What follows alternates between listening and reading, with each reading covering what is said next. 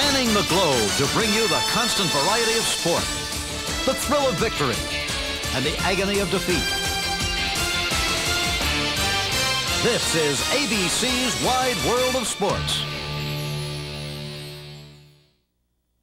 There is nothing else like it, the start of the Indianapolis 500.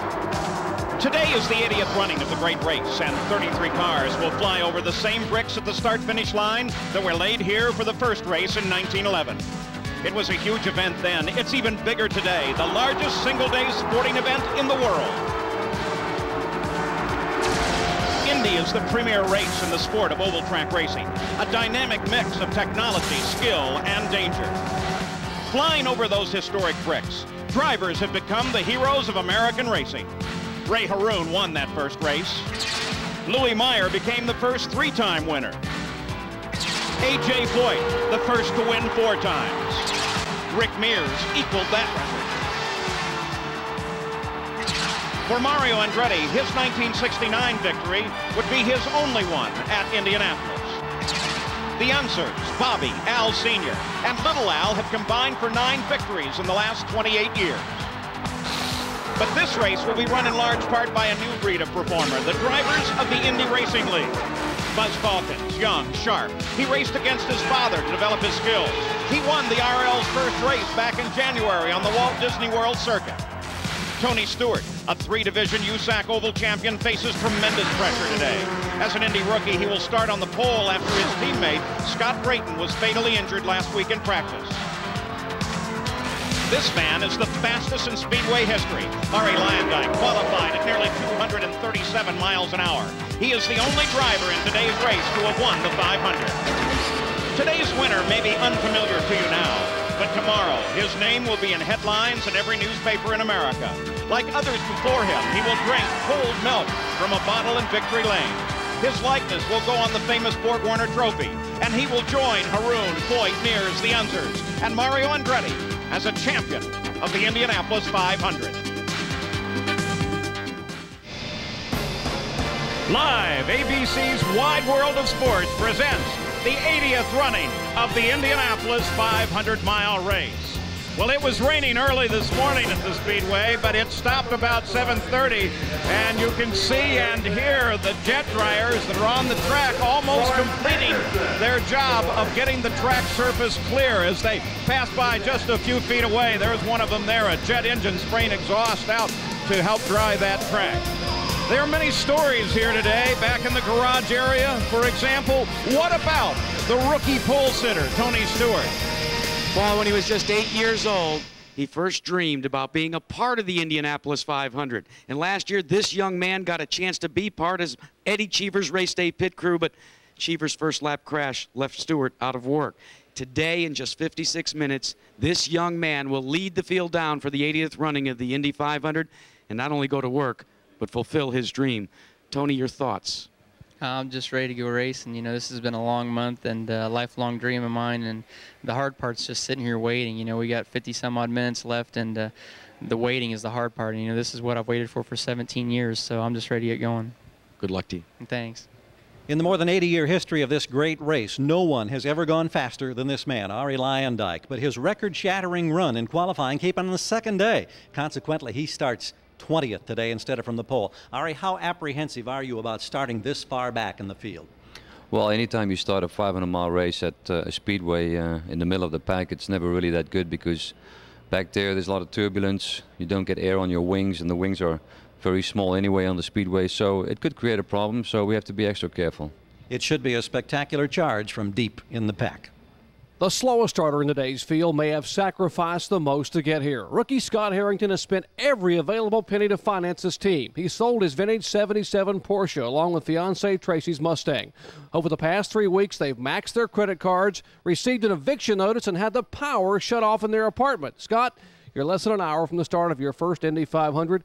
Was it all worth it? Absolutely. You know, it's the realization of a lifelong dream for us, and I would do it all over again 10 times over. I mean, I'm a race car driver. That's what I do, and that's what I came here to do, and I'd do it again in a heartbeat. It's just that simple. It's Indy, so it's always worth it. Well, as we continue to try and dry the track, we just checked with the chief steward of the race, Keith Ward, and he says they are planning still to go right on time. Track is looking like it will be dry. So you've just heard from three incredible men, three tales of success. There is so much happening at Indy this year, so many interesting topics. Another one of those topics is the Indy Racing League, started by the Indianapolis Motor Speedway president, Tony George. Now, today's race is a part of the league, which has already contested 2 events this year at Walt Disney World and at Phoenix. Today, the first IRL champion will be determined. Now, the sport of IndyCar racing is very much in transition. Speedway president Tony George, whose family owns the track, announced the formation of the Indy Racing League with the stated intentions of bringing more opportunity to young drivers and teams by reducing the cost of participation through a series of rule changes and maintaining the heritage of oval track racing. The league then conditionally reserved 25 of the 33 starting positions in the 500 field for IRL point scoring cars, provided they meet a minimum speed which was subsequently set at 220 miles an hour.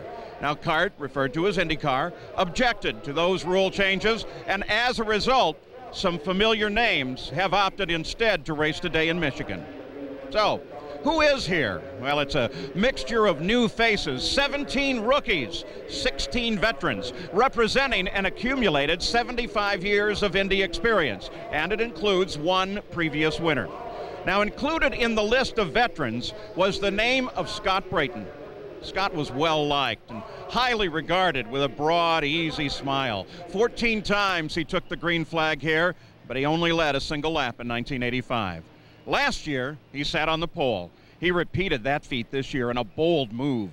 Just before the final gun on pole day, Brayton withdrew an already qualified car in row 2 so he could run for the top spot. Never in the history of the race had a second-row qualifier been withdrawn. Well, time was now spent basking in glory. Scotty was everywhere, signing autographs, giving interviews, telling racing stories to anyone who would listen, and many did. Well, Scott Dixon was a happy man. His smile and childlike exuberance was infectious. Much of his joy came from racing. It made him special. He could skillfully do what few others could, and he knew it. He was a one-man festival. He loved running at the Speedway. A week ago Friday, that love took his life in a single-car accident in turn 2. He leaves behind a wife, Becky, a 2-year-old daughter, Carly, a close family, and thousands of friends and admirers. A sad emptiness filled the Speedway. Scott Dixon, the gentle, smiling man from Coldwater, Michigan, the pole sitter of the 80th Indianapolis 500. We're back here at Indianapolis. You know, I've started this race 12 times. When you come out of turn 4 and you look down that straightaway to take a green flag, there's nothing like it. You're going down there at 230 miles an hour. There's cars all around you, 33 of them, the massive crowd and the turbulence. And it's an experience like none other. And you got to get through that turn 1. If you make it through turn 1, of course, the next most important corner is turn 2. And high above turn 2 is my colleague, 3-time winner, Bobby Unser. Well, Danny, here in turn 2, things happen really quick. Often, what happens here dictates the outcome of the race. But on this track today, I think concentration is going to be the single most important factor. Just think, more than 1/2 of the drivers have never completed a 500-mile race here at Indy. And if a driver loses his concentration for even 1 second at these speeds, he's going to be in trouble. And most likely now, that trouble is going to be an accident. Jack? Bobby, consider this fact as well. At the drivers' meeting, all the drivers were told, be sure to watch your mirrors. Why? Well, how about 230-mile-an-hour cars in the back of the grid? Danny Ungaia's taking over for the late Scott Dixon, starts 33rd. But this man in second-day qualifying set a new track record with this car, driven today by Arie Luyendyk. Now, he is going to be flanking another driver, Jim Guthrie, who qualified on the first day. How fast is Guthrie? 14 miles an hour slower than Arie Luyendyk, starting back in position number 20. Look for Luyendyk for sure, and maybe Ungaia's to carve to their way to the front. Gary? The newly resurfaced racetrack here at Indianapolis is billiard table smooth. It's lightning fast, and every one of the drivers seems to agree they get more grip out of this racing surface than at any time in recent memory. But there is one significant thing missing. In years past, you could clearly see the rubber buildup in the groove around the 2.5 miles. A road map, if you will, particularly beneficial for young drivers. It's not there, and what rubber had been laid down washed away by heavy overnight rains. You can't help but wonder, is that going to be something that will favor a driver who has significant experience in this race? Jerry? For the second consecutive year, there are two competing tire companies here at Indy. Both Goodyear and Firestone have developed radically new designs with much improved grip. Now, Firestone says they're fast. Goodyear counters and says, hey, we're consistent. They may both be right, but it'll take 500 miles to see which philosophy will pay off today. Now let's take a look at the fastest field in the 80-year history of Indy. 89 100ths of a second faster than last year. The speed differential from the fastest to the slowest is 14.8 miles an hour. We'll start our review in the last row. No one has ever won from the 11th row, which has two rookies and a veteran who hasn't raced here in 10 years. That veteran is Danny Ongayas. Danny's the oldest starter at age 54. He's driving the car, qualified on the pole by Scott Brayton. The rules require it start in last place after a driver change. Kentucky's Scott Harrington sold his personal car to make the race. He wrecked one machine, but with another car, he slipped in with just 23 minutes to go. On the short tracks of the Northeast, he's known as 00 Joe. Joe Gosick is from Oswego, New York, where he learned his craft in cars carrying 00. He's won the big three major super modified events. Today, the car number is 43. Moving ahead to row 10, Hidesi Masuda is in his third Indy. He qualified with just 35 laps of practice in a 2-year-old race car. Johnny O'Connell holds a degree in economics from Denison. The last 6 years, Johnny's been a factory driver for Nissan with great success. He's the advanced wave for the Nissan engine program coming to the 500 next year. Fermin Velez is the first Spaniard in the race. At age 17, he became the youngest Spanish go-kart champion. 2 wins have come from his 28th starting place, the furthest back for a 500 win. The 9th row reflects the diversity of the field. Veteran Johnny Parsons Jr. first came here in 1974. He's a Speedway legacy. Johnny's father won Indy in 1950 in a rain-shortened race. The last time the 50-year-old JP drove here was 1986. In 11 races, he's never finished 500 miles. In 72, Brad Murphy was Arizona State champion in bronc riding. All of his 6'1" frame says cowboy.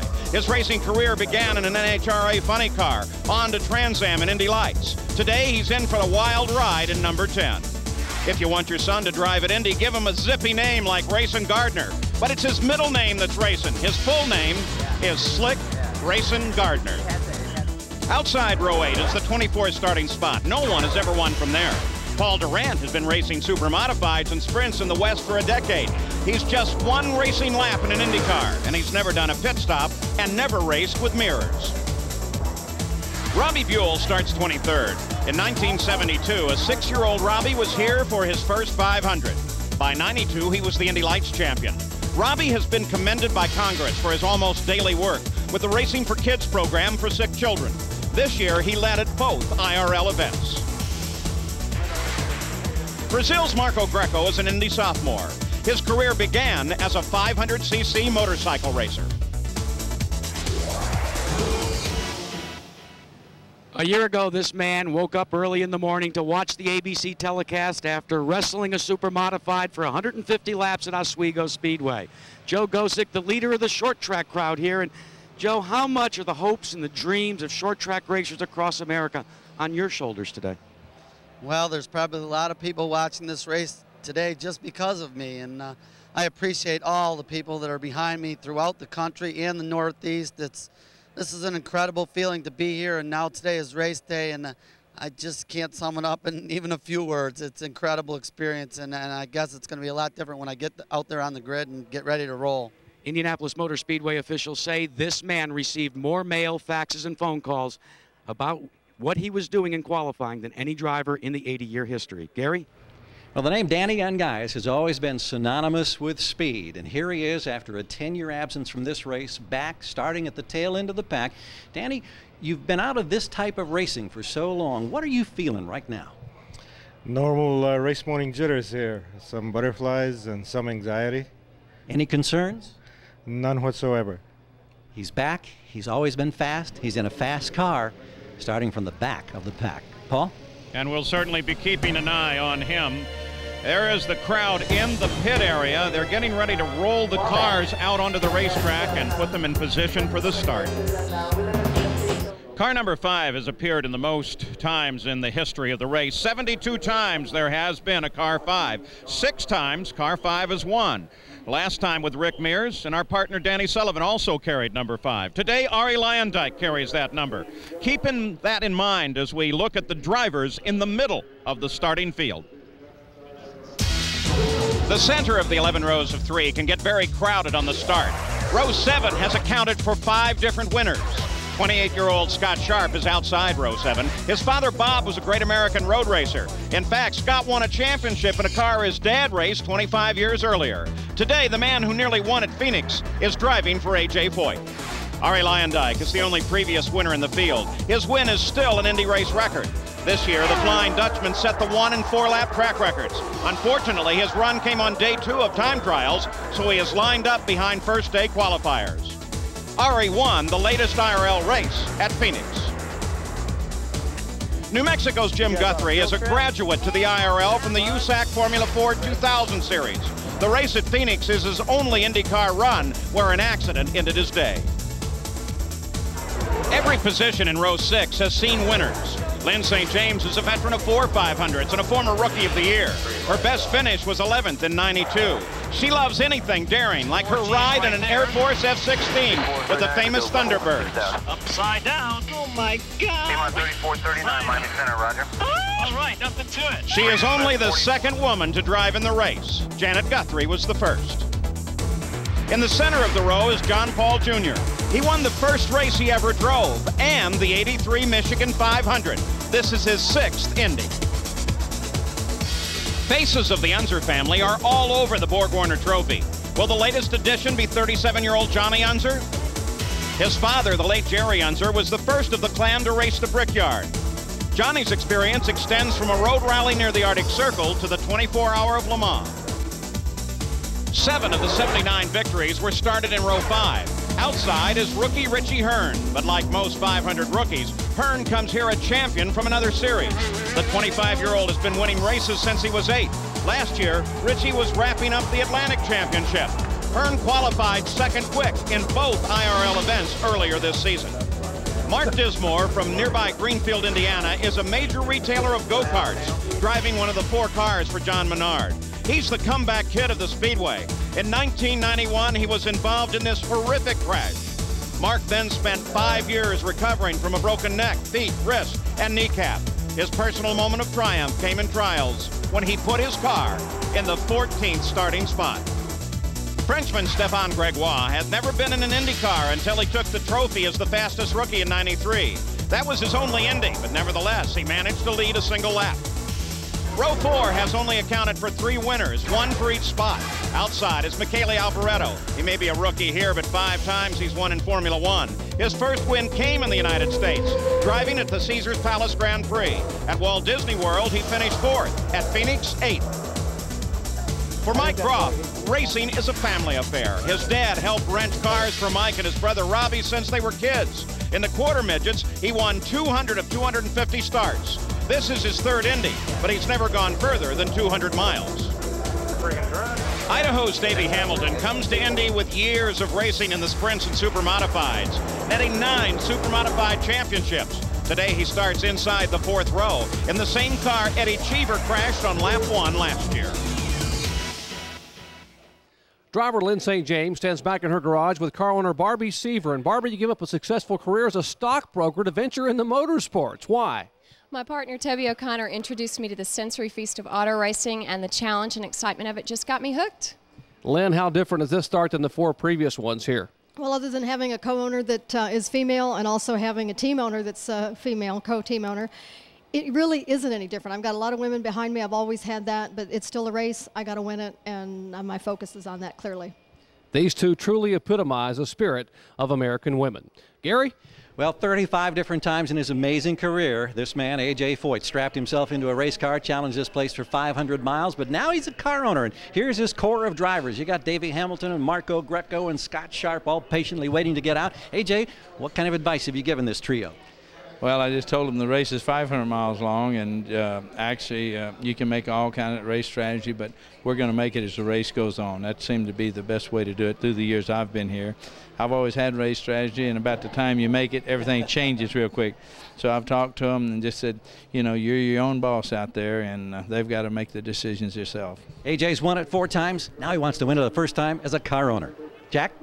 Gary, if a driver has handling problems during the course of the race, during a pit stop, he'll come in, his crew will twist on these, changing the angle of attack on the front wings.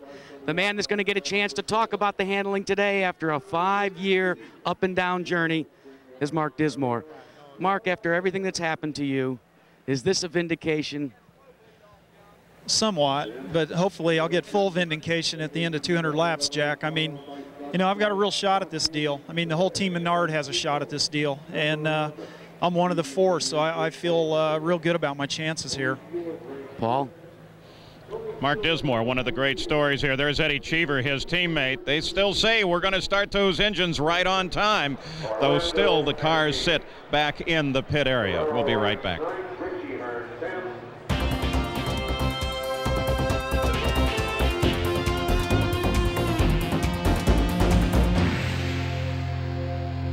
That's the Borg-Warner Trophy and the likeness of last year's champion Jacques Villeneuve. He, of course, is not here today. He races in Formula One, and that's not unusual. 13 times the defending champion has not reappeared in the following year. In the 80-race history, 633 drivers have started, but only 56 have won. The 17 rookies in the field are the fastest group ever, with a combined average of over 226 miles an hour. Here is a final look at the field, the front rows. 50 of the 79 race wins have come from the front 3 rows. Outside row 3 is Denver's Buzz Calkins, the IRL points leader. He made history by scoring the first win of the IRL at Walt Disney World. That was his first victory since '94 in a Tasman Atlantic car. His mount is the same one he used to win that inaugural event. Mexico City's Michel Jourdain Jr. is just 19 years old. This picture, taken in his father's car, was just 10 years ago. His uncle Bernard was a co-rookie of the year in '89. Alessandro Zampedri from Italy finished 11th last year in his only start. His car is the one driven in the last race by Lynn St. James and crashed on the first lap. Row 2 is the most experienced row in this year's field. Outside the row is Roberto Guerrero, whose track record from '92 wasn't broken until this year. In '87, he stalled on his last pit stop while leading the race. Second was all he could manage. But in 11 starts, 4 times, he's finished in the top 4. Buddy Lazier was the IRL's first pole sitter. In practice for the Phoenix race in April, mechanical failure sent him flying into the wall. 8 vertebrae in his back were broken. But still, with much therapy and a special shock-absorbing seat, he's ready. 6-race veteran Eddie Cheever led 9 laps in '92 and finished 4th. The shy but well-spoken Cheever is from Aspen. Last year, he drove for A.J. Foyt and crashed on the first lap. 34 race wins have come from the front row. Outside is Chile's Eliseo Salazar, 4th last year in his only 500. In this crash in practice in Orlando, he broke his leg when it was punctured by a suspension part. The 40-year-old sports car veteran exercised constantly to be in shape for today's race. He feels he's in the best starting spot in the field. 10 have won from outside the front row. Davy Jones may not look it, but he's a 4-race veteran at age 31. When he started at the Speedway in 1987, he ran 208 miles an hour as the fastest rookie. Pole sitter Tony Stewart turned 25 last Monday. His 6 years in USAC have been spectacular. Last year, he took the championship in midgets, sprints, and the Silver Crown Series. 15 times, more than any other spot, the race has been won from the pole. But neither of the 2 previous rookie pole sitters were able to take the win. Well, there's Arie Luyendyk, of course, the fastest racer in the field this year. He holds the 1 and the 4 lap record at the Indianapolis 500, and he holds the race record. So he has a lot on the line today and hopes for his second victory. Now, as you can probably tell, they have begun warming up the cars, and they've done it on the pit road. Let's go to Jerry Punch. Well, Paul's still recovering from that injury in Orlando. This driver still needs a cane to walk, but Eliseo Salazar, by your own admission, last year you drove a very conservative race and finished 4th. How will you change your approach or your goals here today? Well, Jerry, I feel that today, being on the front row, we have a very good car, so we're going to go for it. You know, it doesn't mean we're going to go too aggressive, but I think we have a very good chance to win the race, so we're going to try to do it. Arie Luyendyk may be the prohibitive favorite, but this guy has to be the sleeper. Gary? In his previous years in the Indy 500, Davy Jones never started any further forward than the 10th row, but here he is today in the middle of row number 1. And Davy, a great starting spot. How do you assess your chances of winning this race? Well, we certainly have everything going for us. You know, all month long, the Delco Electronics Gallus high-tech team has really given me the backings that I need to be competitive, and it certainly shows when we're on the track. You know, I'm not sure. It's been a few days since I've been in the car and at speed, so, you know, naturally I'm going to use the first few laps to just try and feel the balance in the car, and if it's not right, we'll work with it through the pit stops, but we want our strongest at the end. We look forward to watching you run. Have a good one. Thanks, Gary. Let's go to Jack. Gary, right here is the gear shift that Buzz Calkins will use to come up through the gears for the start of this race. Buzz Calkins, class of '93 at the University of Colorado, has brought along a friend, the head football coach for the Colorado Buffaloes, Rick Neuheisel, who will serve on his pit crew. And first of all, Rick, you've been here before, but not as a pit crew member. Never like this. He was on the sideline for our Cotton Bowl. I'm on his sideline today, but I guarantee you I'm more nervous than he was. What about nerves? How important is patience going to be, Buzz? I mean, I think that's everything to this race. You got to take your time and stay out of trouble, especially the first couple laps, but it's 500 miles, and so you got to be there at the end, and staying out of trouble is the big part of that. Paul, a year ago, this man was in Monaco watching a Formula One race.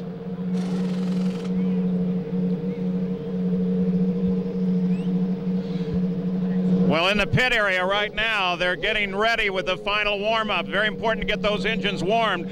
There's Buddy Lazier's car not far behind us, and you can see the crew huddled over it, taking a look at the engine. It's extremely important on these engines to get them warmed up perfectly before they really fire them ready to go racing. And very shortly, they'll be moving the cars out onto the straightaway and line them up ready for the start of the 500. Well, there is the Dodge Viper pace car that will lead the field around toward the green flag. They have just made a track inspection of the track, and from most points of view, it looks like it is in good shape and ready to go as the car makes its way down through the pit area. Let's go to Jerry Punch. Paul, x-rays of this driver's lower spine resemble a shattered shell from a broken egg.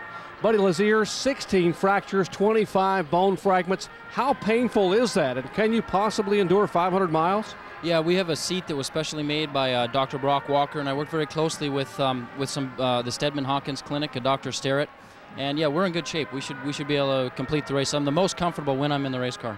Well, let's show you why he's more comfortable in the car. We'll go over and actually show you that special seat. Now, it actually is a seat to help support his lower spine. It is actually sort of like a banana-shaped seat to give his lower lumbar sacral spine, where all those bone fragments are, extra support. And as he said, he is more comfortable in the car than trying to get in, but it'll take courage for him to be able to sit down in this car and try to make it 500 miles. Jack? Jerry, this is the bulletproof Lexan windshield above which Eddie Cheever will peer out at his teammate Tony Stewart from row 2 as Stewart brings the field down. For Cheever, it's been a very quiet month. Good speed, but we haven't heard a lot from you. I did that on purpose. The payday is today. I had a very difficult beginning of the season in Orlando and Phoenix with all those accidents, so I just wanted to make sure I qualified well, and it's 500 miles. It's a long way to go. As a driver, with the tumultuous month of May that your entire team has had, how hard has it been to dial all of that out this race day morning? The things that happened to us this month you never actually get rid of. But the Indianapolis 500 is a race that we all prepare for every year, and I think Scott will be doing the same thing that we are all doing here right now. We're trying to make sure that one of us wins the race. So it is difficult, but This is a racer's dream, driving at the best racing circuit in the world in front of I don't know how many hundreds of thousands of people. This is what racing is all about. Paul, Indy is Indy. Well, and now we're getting that much closer to actually starting this race, though we're going to be probably a few minutes late. You can see the very first car, Roberto Guerrero's, has made its appearance out on the front straightaway. The Purdue University All-American Band is out there right now, and many of the other cars that are here in the pit area have already begun to move to their assigned starting positions on the front straightaway here at Indianapolis. The crowd at the same time moving to their seats, so it should be a fantastic day once we get going and if the rains will stay away. So looking ahead to that day, Danny Sullivan, Bobby Unser, starting with Danny, what do you think?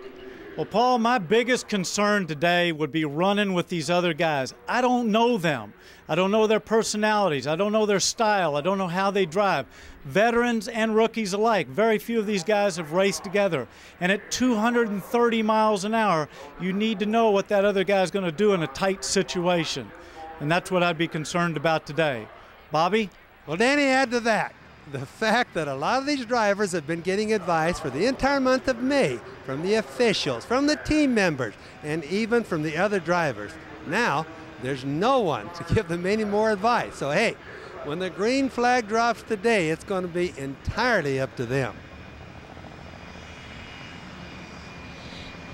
Well, down in the pits, everybody stands ready to move out onto the track. And that is, of course, Roberto Guerrero, who is ready for the start of the 500. Twice he's been second. Can he win it? Tony Stewart, the young rookie that is going to be the pole sitter. What an awesome job. And there's Johnny Unser, another of the Unser clan, as he moves out, getting ready to get to his position at his car in the starting field for the 80th Indy 500. Such a beautiful shot here, race morning at the Indianapolis Motor Speedway, home of the greatest spectacle in racing, looking way down into turn number 1. You're looking now at the cockpit of Tony Stewart's car. Do you see the 3.0 right there? That says that when he has only 3 gallons of fuel left, he needs to start thinking about coming onto pit road. They don't use gasoline, they use methanol. It's inserted in here 40 gallons at a time. Just above that, you see an antenna. You'll be riding on board with Tony Stewart today. This car will come in 5, possibly 7 times for pit stops to change tires. These tires going for $500 a piece. All the way around, you'll have to have at least 12 sets. The crew will have to not only fuel the car, but make adjustments. We told you how they can adjust the front wing. Back here under this cover, there's a little lip. It's called a wicker bill. Right here, you can lift it up and change the wicker bill, changing dramatically the handling of this race car. All of these things so very important. On top is what is called, and it is the infamous pop-off valve. We've heard so much about it. This, ladies and gentlemen, will be the final time that you get to see the pop-off valve in Indy 500 competition. That pop-off valve maintains the amount of atmosphere inside the engine, and as a direct result, how much horsepower is built. Next year, non-turbocharged engines will be part of the Indy Racing League and the Indy 500. Instead of a pop-off valve, you'll have rev limiters. This is a walk that so many men have made before. It really gets your heart pumping, pushing the car down to the unbelievable spot, the pin, row number 1 on the inside for the 80th running of the Indianapolis 500. Gary? Well, Jack, your heart pumps even if you're back here on the pit wall at this point. When you first walk out of Gasoline Alley and you see these throngs of people. Roberto Guerrero, you've done it so many times. Do you ever get comfortable with being under the microscope like you are for this race? I don't think so, Gary. I think any time you walk out of Gasoline Alley and you see all these people, it's overwhelming. You've come so close to winning this race in the past. How do you assess your chances here for the Pagan Racing team today, starting outside second row? I think we're, I hate to jinx it, but I think we're looking really good, Gary. Everything is going really well. The setup we have is good, and we have a really good setup for these conditions, and hopefully with a little bit of luck behind us, I think we can have a really good race. Now, when you come to the racetrack with the Guerrero clan, you always find wife Katie alongside. Katie, a quick word. How are your nerves on a day like this? Is this tough for you to deal with? I'm completely frazzled. But no, I feel really actually confident. The team is great. Roberto's feeling good, and I think we have a good shot at the race today. All right, that's the Pagan Racing team, Roberto and Katie Guerrero. Jack? Gary, you heard Tony Stewart, this man, say this is the walk that he looked forward to since he was 8 years old. Is it as much as you thought it would be? Let's go racing. Let's quit talking about this damn thing. I'm ready to go race. I mean, this is what I've built up to for 17 years, and man, it's a dream come true. I've had so much fun here this morning, and it's about the time that I normally get up every day. So it's everything and more that I've ever wanted it to be, and I'm just ready to get going with it. Dr. Jerry Punch, a little bit of his dirt track background starts to come out in Tony Stewart. Well, indeed, and Mike Groff here, Jack, will start from the middle of row 4. And Mike, the color and the pageantry, the music, the people, I mean, there's no other moment in motorsports or maybe sports that can rival what happens here in these next few minutes. No question. You know, it's a great feeling to be out here running at Indy. I think it's the greatest race in the world, and we're here to beat the racetrack today. We're going to work as hard as we can to make it a good day. Got to be awfully confident knowing that Derek Walker has a lot of experience here. His crew, the Valvoline team, feels very comfortable that you've got a great shot at winning it. We really do. You know, the guys on the Valvoline team have done a really super job all month, and you know, pit stop work has been flawless in practice. I feel really good going into the race. You know, they've done a really great job for us all month, and I think it'll all come right today. People may not remember, but 1992, you played a major role. Didn't drive a lap in the race, but what did you do? I did a lot of standing around that year and watched, unfortunately, and that's not the way I like to do things, and that's why I'm glad to be here. It's the greatest opportunity I've ever had to be with Valvoline, Cummins, and Craftsman. Derek Walker race teams, I think the most experienced team in the field, and we're ready to go. In 1992, this man qualified the car for Scott Goodyear and Derek Walker. And remember, Scott Goodyear came within 43 thousandths of a second of winning the race because Mike Groff qualified it. Maybe this place owes him one. Jack? Jerry, a long time ago when Ray Haroon won this race, all out in this area were bricks. There's only 36 inches of bricks left, and we've come to the high-tech age. You've watched our telecast. You see the speeds and where teams run and where their running order is. Well, do you see this area here that's been cut into the straightaway here at the Indianapolis Motor Speedway? Underneath that is a long wire that triggers onboard computer systems that then feed the information back to a master control area. And instead of paper and pencil, now by computer, we know who's running where. These type of cuts in this super billiard smooth racetrack are located not only on the straightaways, but into the corners, in the middle of the corners.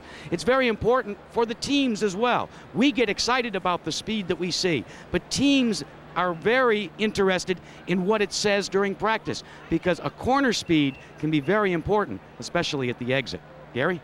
Jack, during the course of the race, the heat of the battle, these drivers will make 7, 8 pit stops today over the 500 miles. And something we normally don't get a chance to look at are the markings on pit road. Here in Roberto Guerrero's pit, you see all of these tape marks that have been laid down.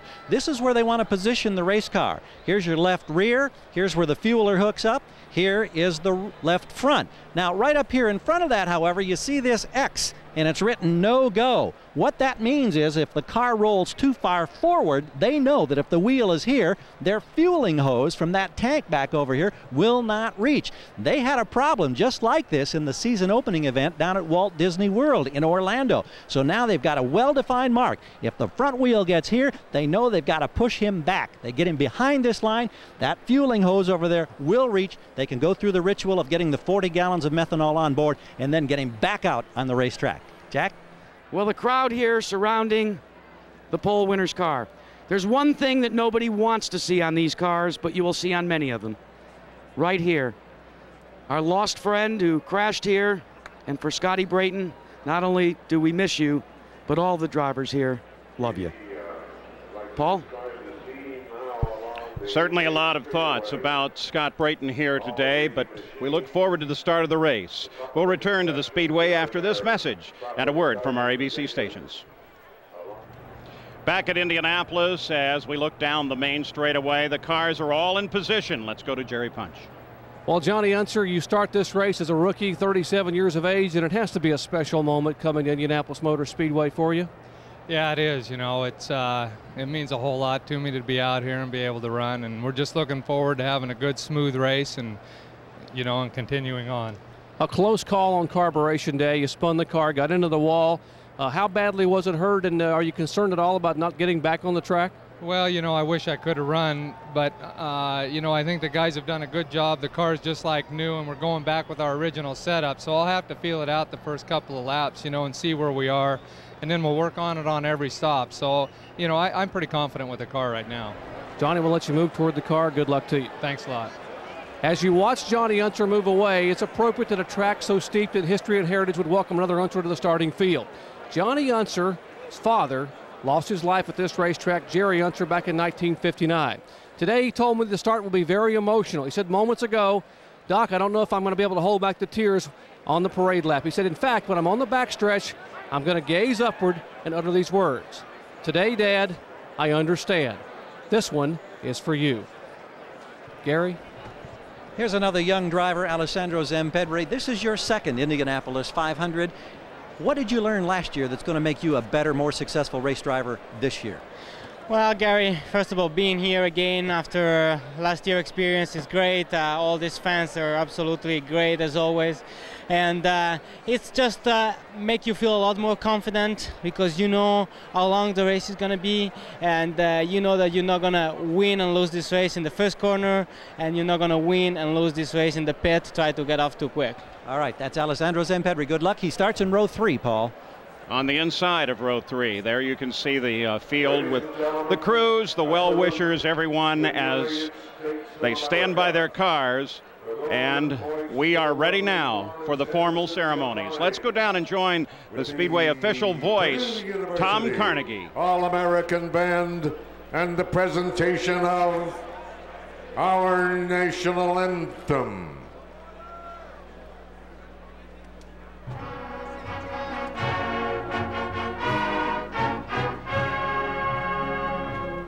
Oh, say, can you see by the dawn's early light what so proudly we hailed at the twilight's last gleaming, whose broad stripes and bright stars through the perilous fight for the ramparts we watched were so gallantly streaming, and the rockets red glare, the bombs bursting in air, gave proof to the night that our flag was still there. Oh, say does that star-spangled banner yet wave o'er the land of the free and the home of the brave?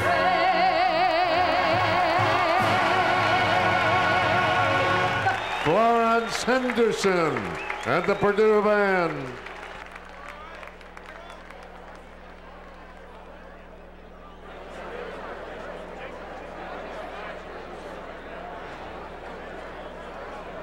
Now, if you'll remain standing for the invocation given once again this year by the Most Reverend Daniel M. Beekline, Archbishop of the Catholic Archdiocese of Indianapolis. Father Beekline. Let us pray. God of grace and holiness, we invoke your presence upon this greatest spectacle in racing, the 80th Indianapolis 500-mile race.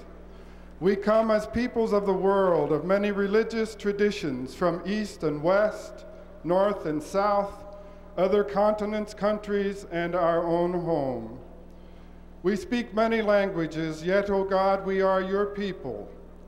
With the Hulman George and the Indy Racing League family, unite the hearts of the hundreds of thousands gathered here and of those millions who join us around the world. This Memorial Weekend, we offer thanks for the courageous service of our country's fallen ones. Lord, we pause to commend our brother Scott Brayton to your tender care. He has won the race. He fought the good fight. Comfort his beautiful family. Protect these skilled drivers, their mechanics and crews. Keep them and us safe. For the drivers we pray, que la bonne Dieu va avec vous, hut sei mit vous, gut velsigne Dei, come sama no omegumiga arimasu yoni, Dio li guida, vaya con Dios, vai con Dios, Godspeed, Amen.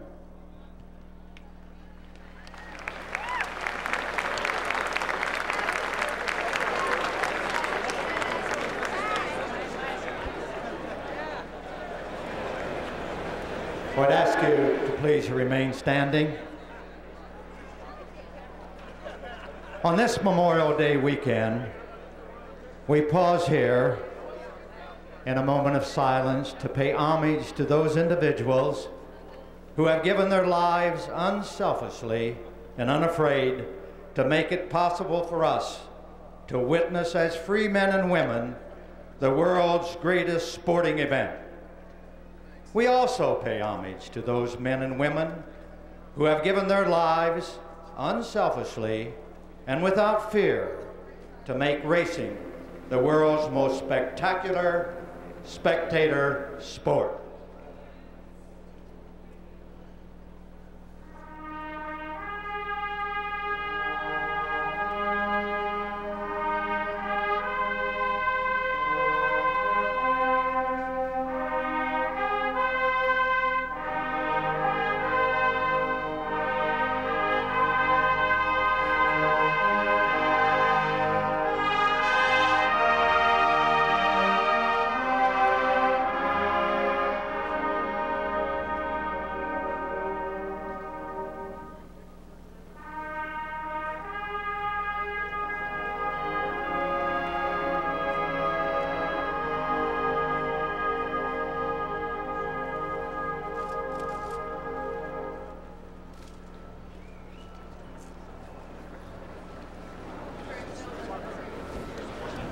Race fans, nothing can match the tradition of the Indy 500.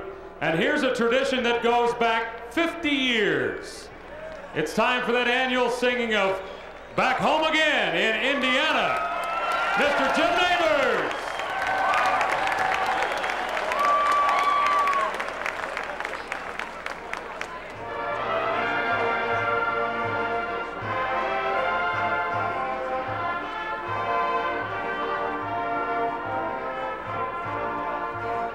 Back home again in Indiana, and it seems that I can see the gleaming candlelight still burning bright through the sycamores for me.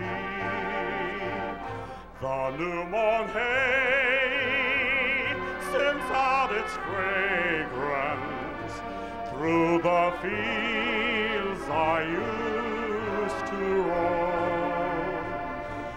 When I dream about the moonlight on the Wabash, how I long for my Indiana home. Jim Neighbors. We'll break in just a minute here, Tom.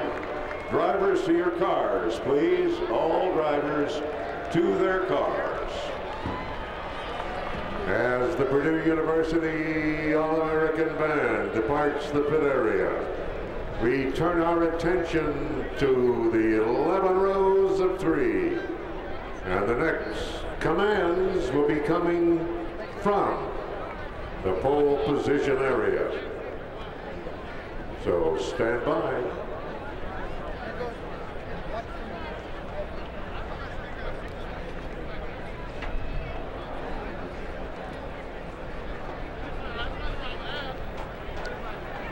Ari Luyendyk sits in his mid-pack position. Fastest car, fastest driver in the field. Tony Stewart, Davy Jones, Eliseo Salazar in that front row. We are just a few moments away now from hearing those John Paul Jr. as they strap him to his cockpit, and that job kind of a final goodbye, Danny.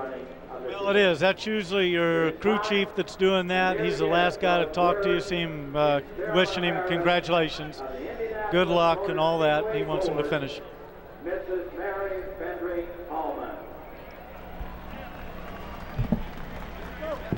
Okay.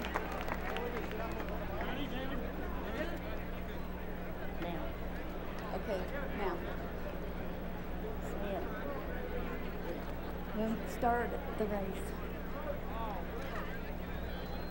Ladies and gentlemen, start your engines. Merrick Pendry Holman, the chairman of the board of the Indianapolis Motor Speedway, as she calls the engines to life, and drivers now begin to respond along with the help of their crew. Up and down the main straightaway, the roar begins to build as we're ready for the 80th running of the Indy 500. Let's go to Jerry Punch. For the past 20 years, Chuck Buckman and Paul Diatlovich have come here as mechanics, but this year they pooled their pennies to buy a car, the number 18 starting in the middle of row 6 by John Paul. You got to wonder, Chuck, how different does it feel this year knowing the car you own is about to pull away? It's the most awesome experience of my life to be able to do this. And I want to thank Tony George and Jack Long and Earl's Performance and all the other people involved. It's just great. It's awesome. Paul, what is the emotion for you knowing you got so much at stake? Well, it's a great day. I mean, it's what the IRL's all about. I mean, it's put people like us with a talented driver like John Paul, put some good sponsors like Earl's Performance Products, Andy Clements with V-Line, the Crown Plaza Hotel, and just one other person I want to say thanks. Thanks, Ralph. Well, their team is called PDM Motorsports. PDM stands for Poor Dumb Mechanics. Hey, let's go to Gary. I don't believe that for a moment. Here's Andy Evans. He set a record this year. He's got 7 cars in this race, and the amazing thing is this is your first time to experience all this at Indianapolis. What are you feeling right now? Gary, I'm living my dream. When I was a boy in Fresno, California, I grew up with the Vukovich family. Rick Mears was in Bakersfield. This is the Indy 500. It's the sacrifice, it's the commitment, it's the ultimate sacrifice that Scotty Brayton paid this month, but that's what Indy 500 is all about. All right, have a great day, Andy. Thank you. Thank you very much. Jack?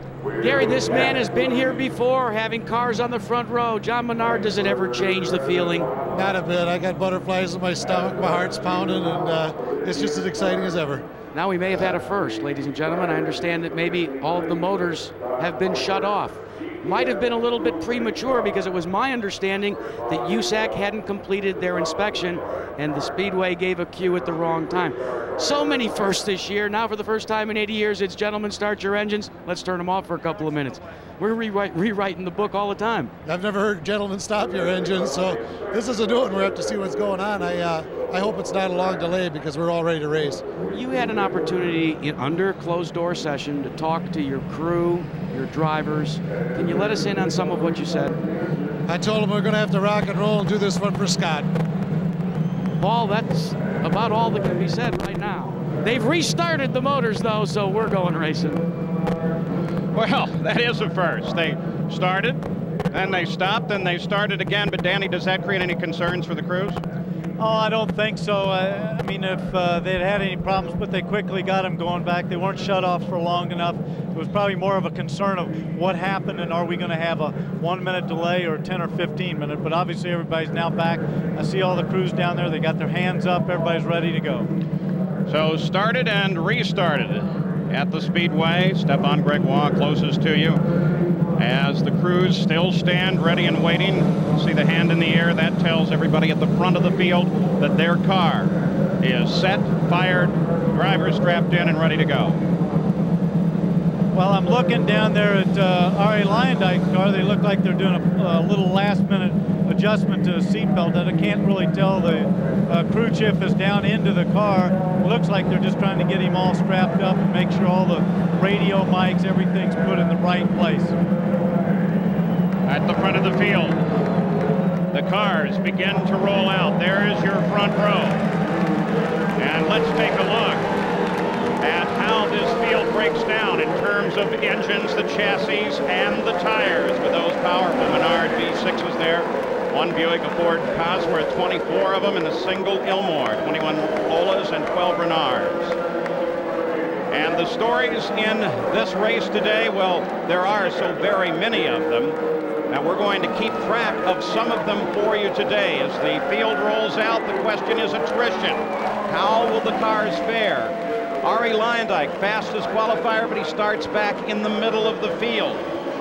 And Danny Ongayas replaced Brayton. He is going to start in 33rd position.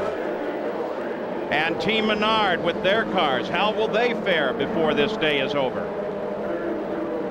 The rookies in the field, there are 17 of them, and how will they perform? And there is Danny Ongayas. As the weather today will be cloudy, windy, we hope no rain. And now there is Danny Ongayas as he pulls away a little bit late, perhaps a tribute to Scott Brayton. And Hidesi Matsuda, he had a problem. His car is not yet started, and they're going to get it off the edge of the track and down into the pit area is what the rule requires, and they will start it there, and then hopefully he will be able to rejoin the field. Let's go to Gary. We heard earlier the story of Johnny Unser and the great tradition of the Unsers at this place. There's another bit of legacy in terms of family that carried on today. Johnny Parsons Jr., his dad won this race 46 years ago.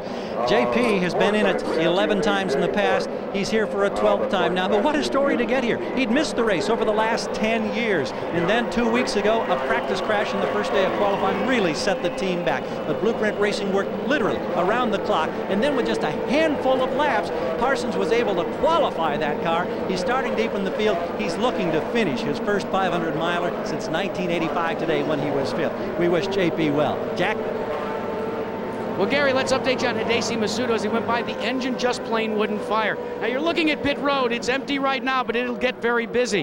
One rule, 100-mile-an-hour speed limit is in effect. At the drivers' meeting, another thing that was brought up is at the start. So many concerns. Well, USAC officials showed starts from the last 9 races. Consider this fact. We're talking about new drivers. Well, what about the fact that there's a lot of new crews here as well? In some cases, they've only made a total of 4 stops throughout the season. They're going to more than double that today. This is going to be a very, very busy place. Fuel consumption, you got to stay on top of that. Why? Because until the pack gets up behind the pace car, the pits are always closed.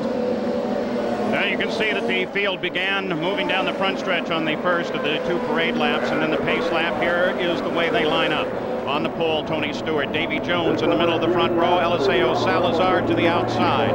In row 2, Eddie Cheever, Buddy Lazier, and Roberto Guerrero, all veterans. In row 3, Alessandro Zampedri, and then rookie Michel Jourdain Jr. and the Orlando winner Buzz Calkins. In the 4th row, Davey Hamilton, Mike Groff, and Michele Alboreto.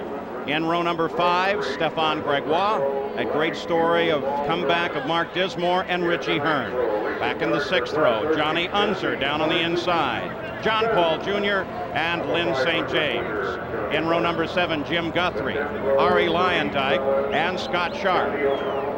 In the 8th row, Marco Greco, rookie Robbie Buell, and rookie Paul Durant. In the 9th row, Rayson Gardner, Brad Murphy, and Johnny Parsons Jr. Row 10, Fermin Velez from Spain, Johnny O'Connell, and Hidesi Matsuda. We hope he does get started. The 11th and final row, Joe Gosick, Scott Harrington, and of course, Danny Ongayas. Now let's go down to Jerry Punch. Greg Beck owns the car of Hidesi Matsuda. Greg, what seems to be the problem with the car, with Hidesi's car? Well, the starter apparently wasn't quite engaged all the way. And okay, the crew now talking to Greg Beck. They also have a problem with the radios, trying to be able to even talk to Hidesi. Let's go to Jack Arute. Another car that's having problems with radio, the track record holder, Arie Luyendyk. He cannot hear his crew. The crew's been talking to him during these parade laps. He just radioed in and said, when I come by, if you can hear me, hold a thumb up. The call just went out to the entire crew. Thumbs up as Luyendyk goes by. At least they'll be able to hear him. So Ari Lyondike, that explains what was happening with his car. And this is Johnny Unser rolling down into the pit area. And we'll keep an eye on him. They go for the cowling of the car, so something must be wrong in that car's engine compartment. And we're still set to go racing. The field straggles out. Hopefully they'll form up shortly as we take a final word from Danny and Bobby.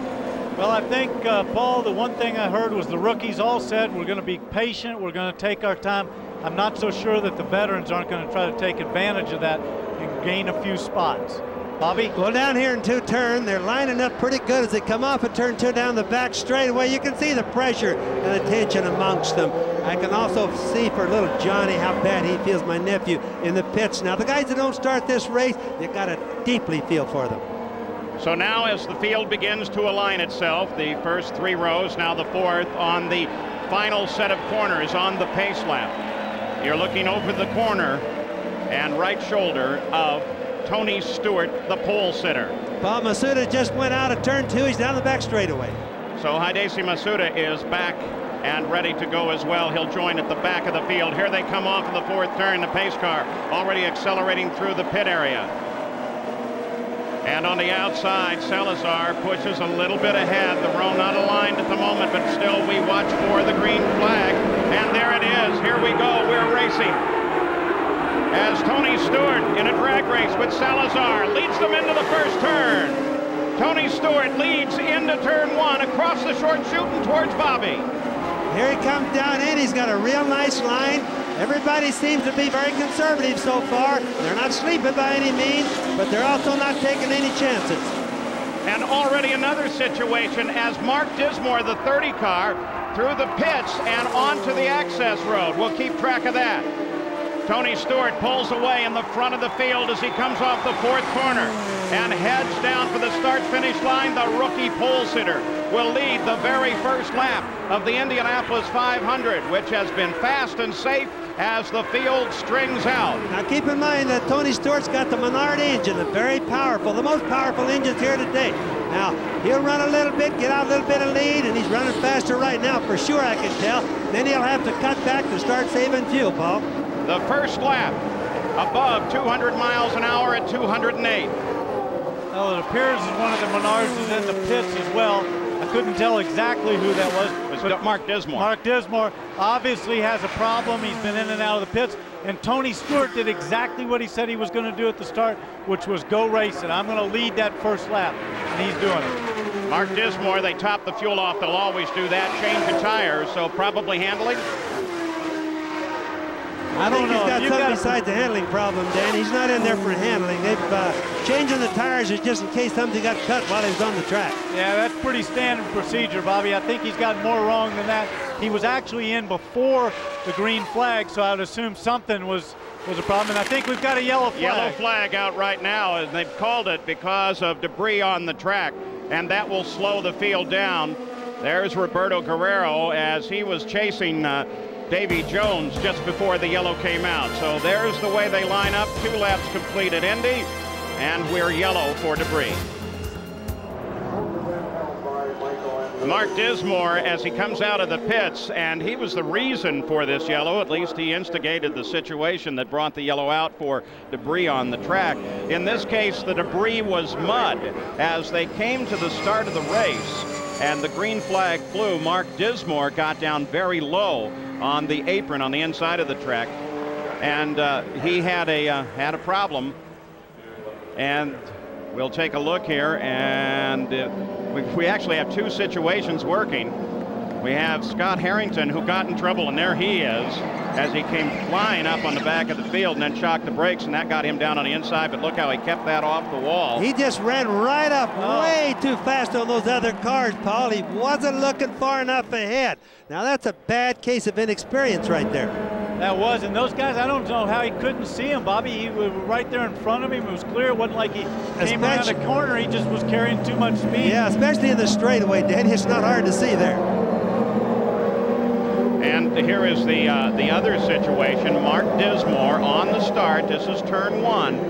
And down on the inside there, he just nipped the inside, it looked like, and that twisted him around, fortunately, to the inside. Well, that's right. It looks like he just pinched it down a little bit, turned the wheel, and lost it. All right, let's go to Gary Gerald.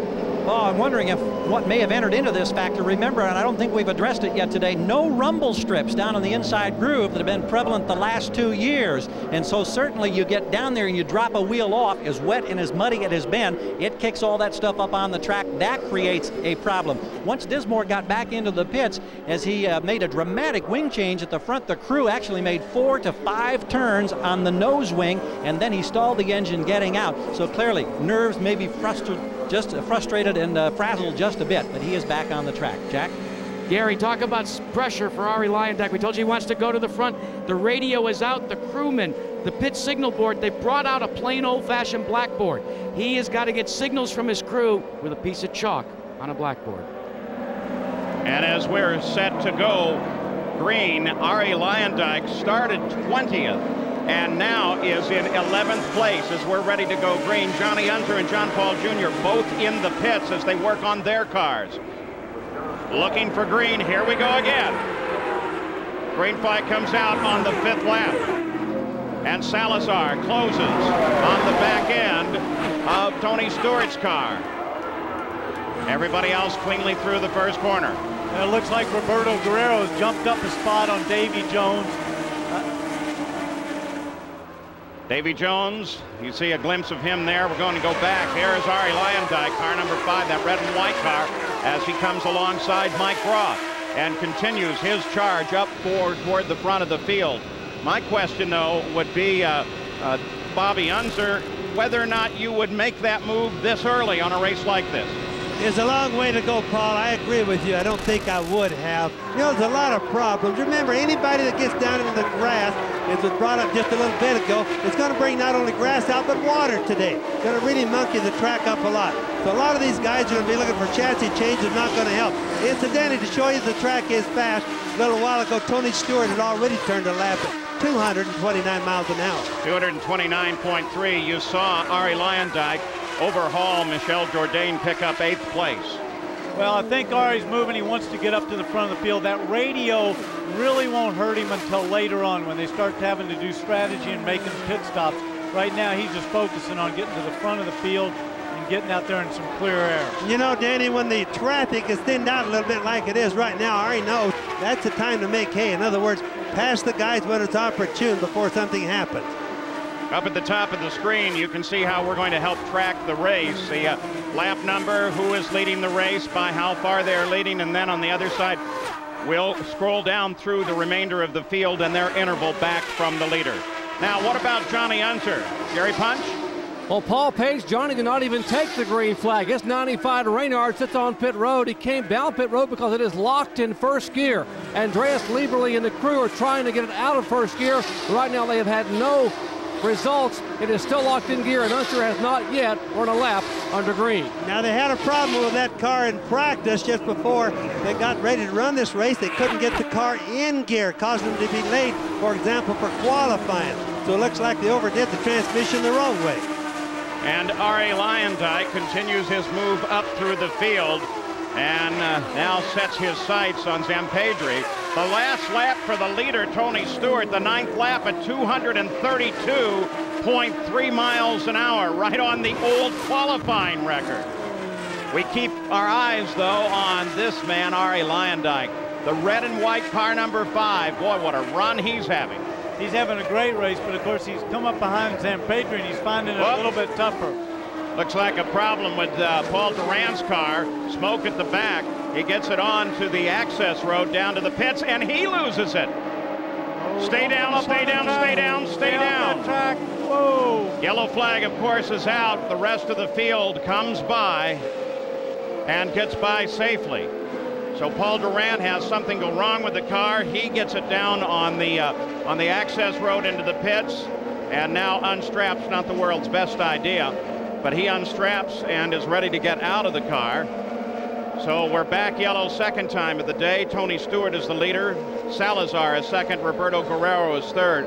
And Danny Angayas, who started in 33rd position, is now in 19th as we track both Ongaias and Ari Luyendyk through the field. But the yellow is out right now. We'll take a look at it again. You can see a display of vapor at the back of the car. He gets it down off the racetrack, but then he just loses it on the pit road. So we are yellow, and Paul Durant has his problems and has climbed out of the cockpit. 11 laps of the 200 are now complete. Well, we're looking at Paul Durant's car as he comes down the pit lane. He's clearly got a problem. Now, as you see the car go forward just a little bit, stop right there, just under this part right here. The fluid is starting to come out of the radiator, which is right in that spot. And as that comes out, it goes right back along here underneath that nice rear slick tire. And as he goes forward, the liquid gets under there. He starts to get sideways.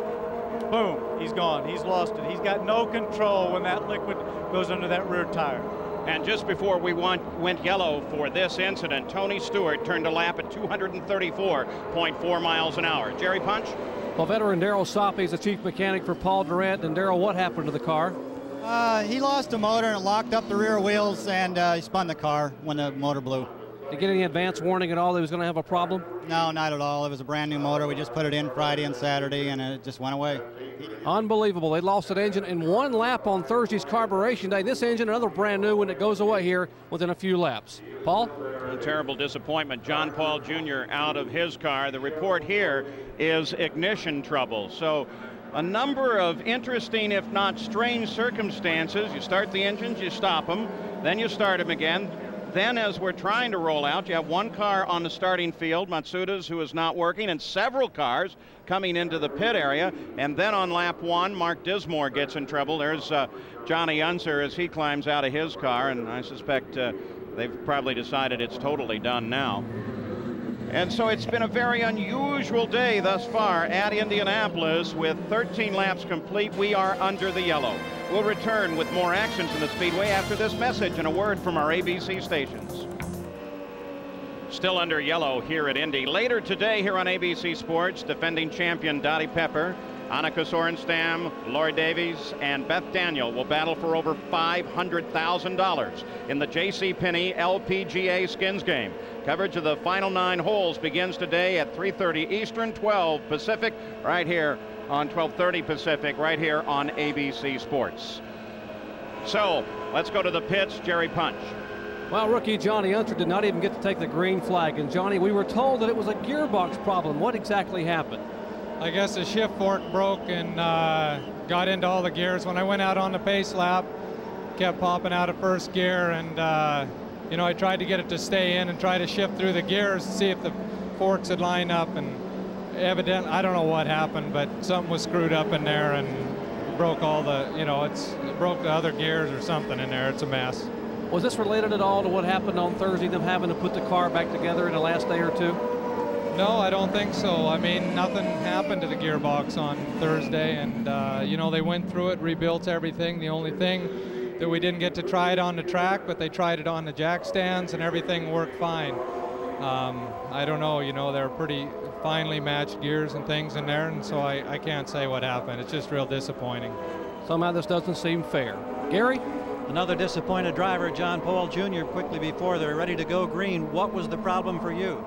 We had some kind of an engine problem, electronics with the ignition or something internal in the motor. It just wouldn't go right when they gave us the green flag. It just laid on its butt. Nothing more frustrating for a race driver, is there? Well, it's very disappointing. You know, the team did a tremendous job all month. The car has been really hooked up. You know, we really thought we had a good race car today and don't get a chance to show it. We're ready to go green. Thank you, John. Paul? So John Paul Jr., Johnny Unser, and Paul Durant out of the race here with 16 laps complete. The pace car already off onto the pit area as Tony Stewart picks the pace back up, coming back to the green flag, and we're racing once again. Boy, look at the battle back in the center of the field as Stewart pulls away. They were 5 wide for a second there. Salazar trying to defend his position against Roberto Guerrero, and another car spins.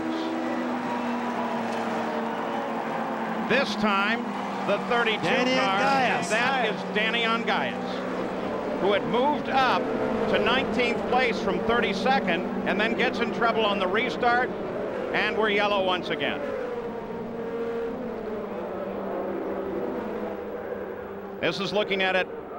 I don't know what happened high there, in the but groove. he just looked like maybe he just stood on the gas too hard and turned that car sideways. He just busted the rear tires loose, Danny, just as you thought there, and came around. The lucky part of it is he was going awful slow, which means it's easy to break the rear tires loose, but by the same token, he didn't go fast enough to get out and hit the wall. Let's go to Jack Arute. Well, I think maybe we might be seeing something shades of several years ago. Remember when the temperatures were real cold and only Goodyear was shoeing the Indianapolis 500? Leo Mel told us at that time, cold tires are a problem. The radios chatter back and forth between teams, both for Firestone and Goodyear today, so far as that under cold tire conditions, these cars are very loose. In fact, Mark Dismore radioed into his crew that he thought that might have accounted for him getting into the dirt. You might have to put some heat into these new shoes. All right, now Danny Ongais caused the yellow, comes into the pits, even though under yellow the pit should be closed. He finally gets re-going again. We're going to check on that and make sure that this stop in the pits was one he could, in fact, legally make. We'll be right back. We're back at Indianapolis. The yellow is still on. We're on lap 19. Danny Ongais, we mentioned, came into the pits, Danny, after causing the yellow. Right, and I've got a question to you guys over there, Bobby and Jack. You know, I did that 92 race when you're talking about it being so cool. I didn't feel that this morning. Of course, I'm up here in a comfortable booth, you know, with the heater on. But is it as cold as it was in 1992? Negative, Danny. It really isn't bad out here. It's pretty nice, in fact. The only thing that would make the track be too cold under normal thermostatic tire conditions would be the fact that the sun is not beating on it. But I think it's beautiful weather. In fact, I don't know when I've ever seen it any better. Well, the field works their way behind the pace car through the second turn, and Kerry Agajanian of the Indy Racing League has joined us here in the booth. And Kerry, as we look at this, there is the yellow light on as we see Danny Ongais heading to the pits. Now, what is the rule? Well, the rule is that once the yellow light up here at the end of the pit starts flashing, it is closed.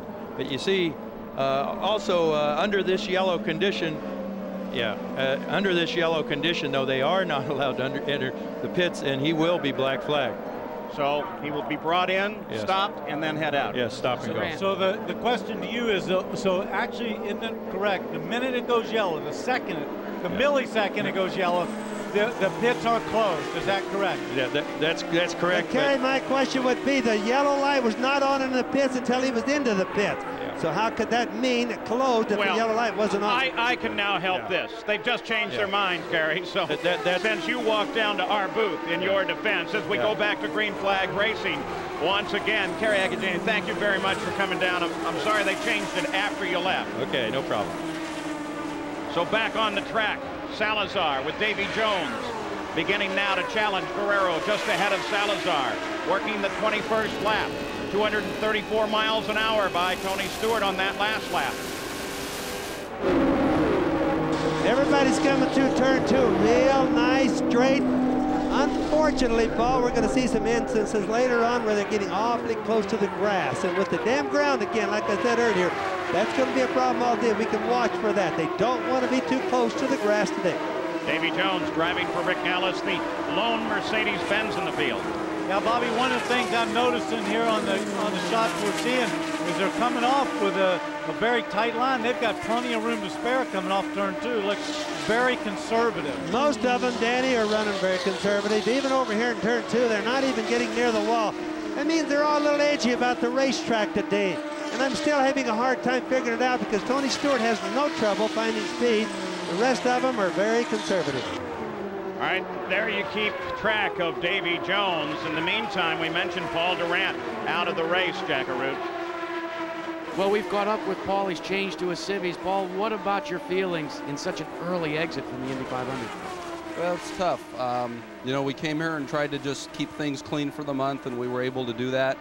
The car was really good at the beginning of the race. We were just biding time and trying to take what was given to us and not do a lot. I came up on Lynn St. James, and she actually was puffing some oil, and I thought she was going to have motor problems, so I backed up a little bit, and a couple laps later, just out of nowhere, ours let go. Got it down on the warm-up lane and must have gotten my own oil because it just turned around, and fortunately, you know, we didn't get too far on the racetrack and nobody hit us. Well, it's tough to see you out. It's a good thing that something just real close happened, Paul, as we were on board with Arie Luyendyk. He just barely touched the wall. That'll get your attention at 220 plus.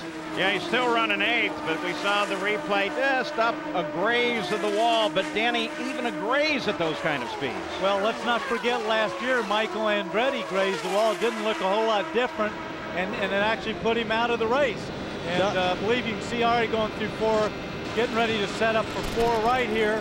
He'll go through, and you should see a black mark right there on the outside, right there. As we just went by, that's the where he just touched. He obviously looks as if everything's okay. He's running around speeds. Awfully early in the race, Danny, to be doing that. All right, we can look at it one more time, this time in slow motion. Drifts out toward the wall. Boy, this is, you're right, Danny, so reminiscent of Michael last year. See his hand, too? See him just moving his hand right there? And the wheel just touches. Now, Bobby, he's pretty close to that car in front of him. I don't know whether the air moved it around just enough. What happens is he loses a little bit on his front wings, but Danny, he shouldn't have been that close. He has a little bit more reserve than that.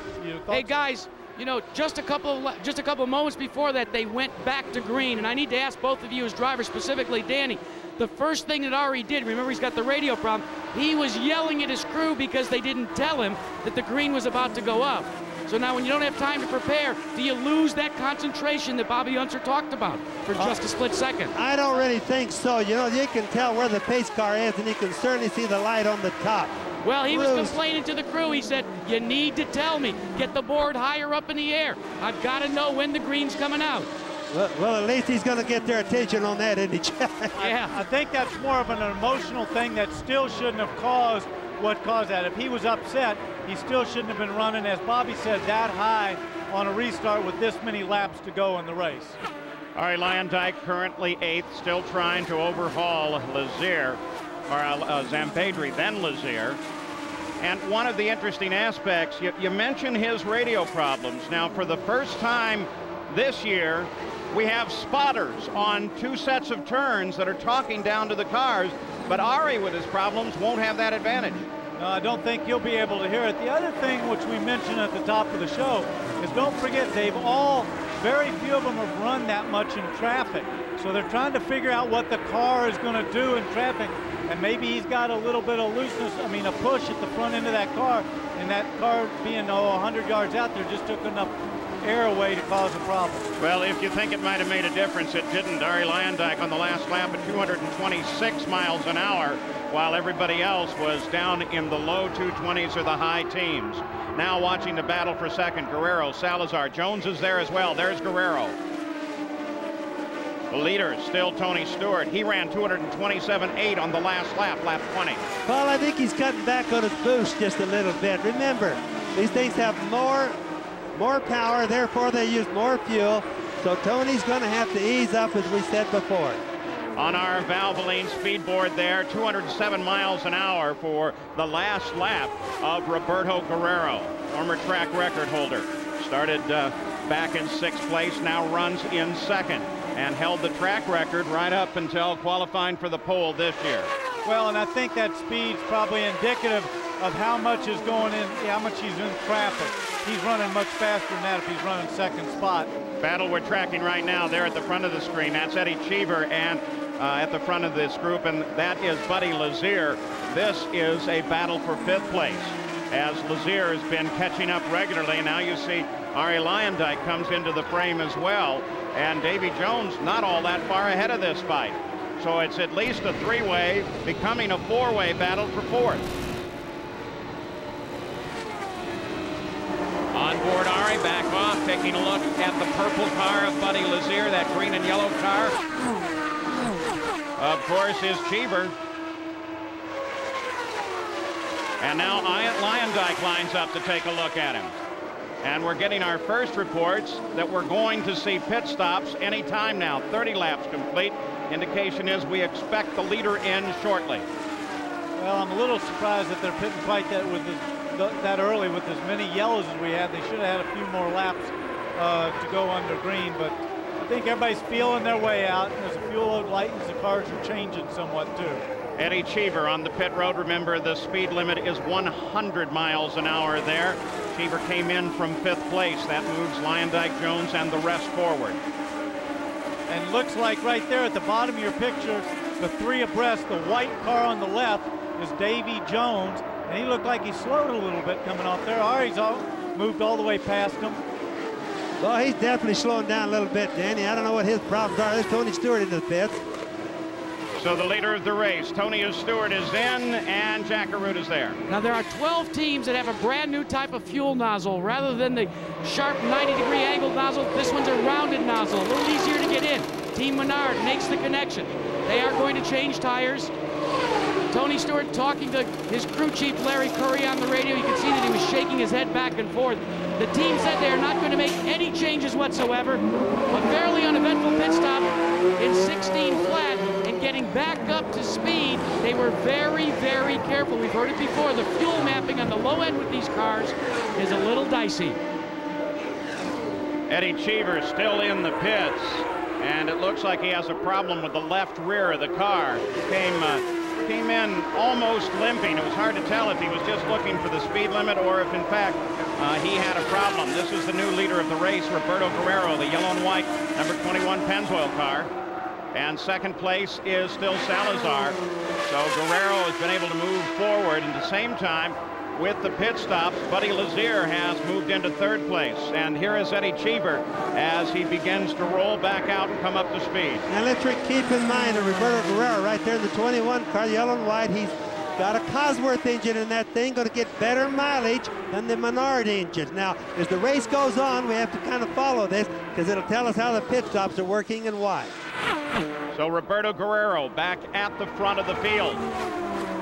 But everyone should be headed for the pits here shortly, as Guerrero, former track record holder, the man who almost won the Indianapolis 500 but stalled on the final laps. And of course, Tony Stewart comes out in position to battle with him. And also remember, if everybody wonders, did Tony Stewart come in too early? Well, the reason that it's risky to come in too early is hypothetically if it went yellow right now, Tony Stewart would have been hurt because he came in under the green. So you always want to go as long as you can so you can look for the yellow flags. Now when Tony Stewart, Danny, came out of the pits, you saw him, he actually came out ahead of Guerrero, but very wisely stayed wide in the corner and let his speed build up carefully. Well, that's right. He's got new tires on and his fuel load's heavy. He's got it maxed out. He's got to get out there. He didn't have the speed that Roberto had, and Roberto quite smartly got by, and he wants to run in that clear air.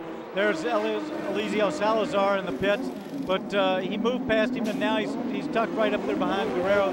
He'll probably make a run past him again. Now you forget Guerrero's got a pit here a few laps. And which is exactly what Stewart knows. Now you can look at Salazar's car just before they dropped him off the jacks to go out.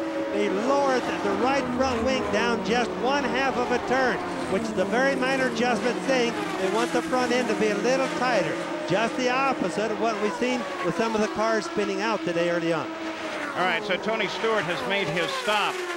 And, of course, Roberto Guerrero and Buddy Lazier has not yet stopped. Neither one of those cars have, so they lead the race, and then everyone else is making their stops and beginning to fall now behind the lead of the race. This is the first time that Guerrero has led since 1987, Gary Gerald.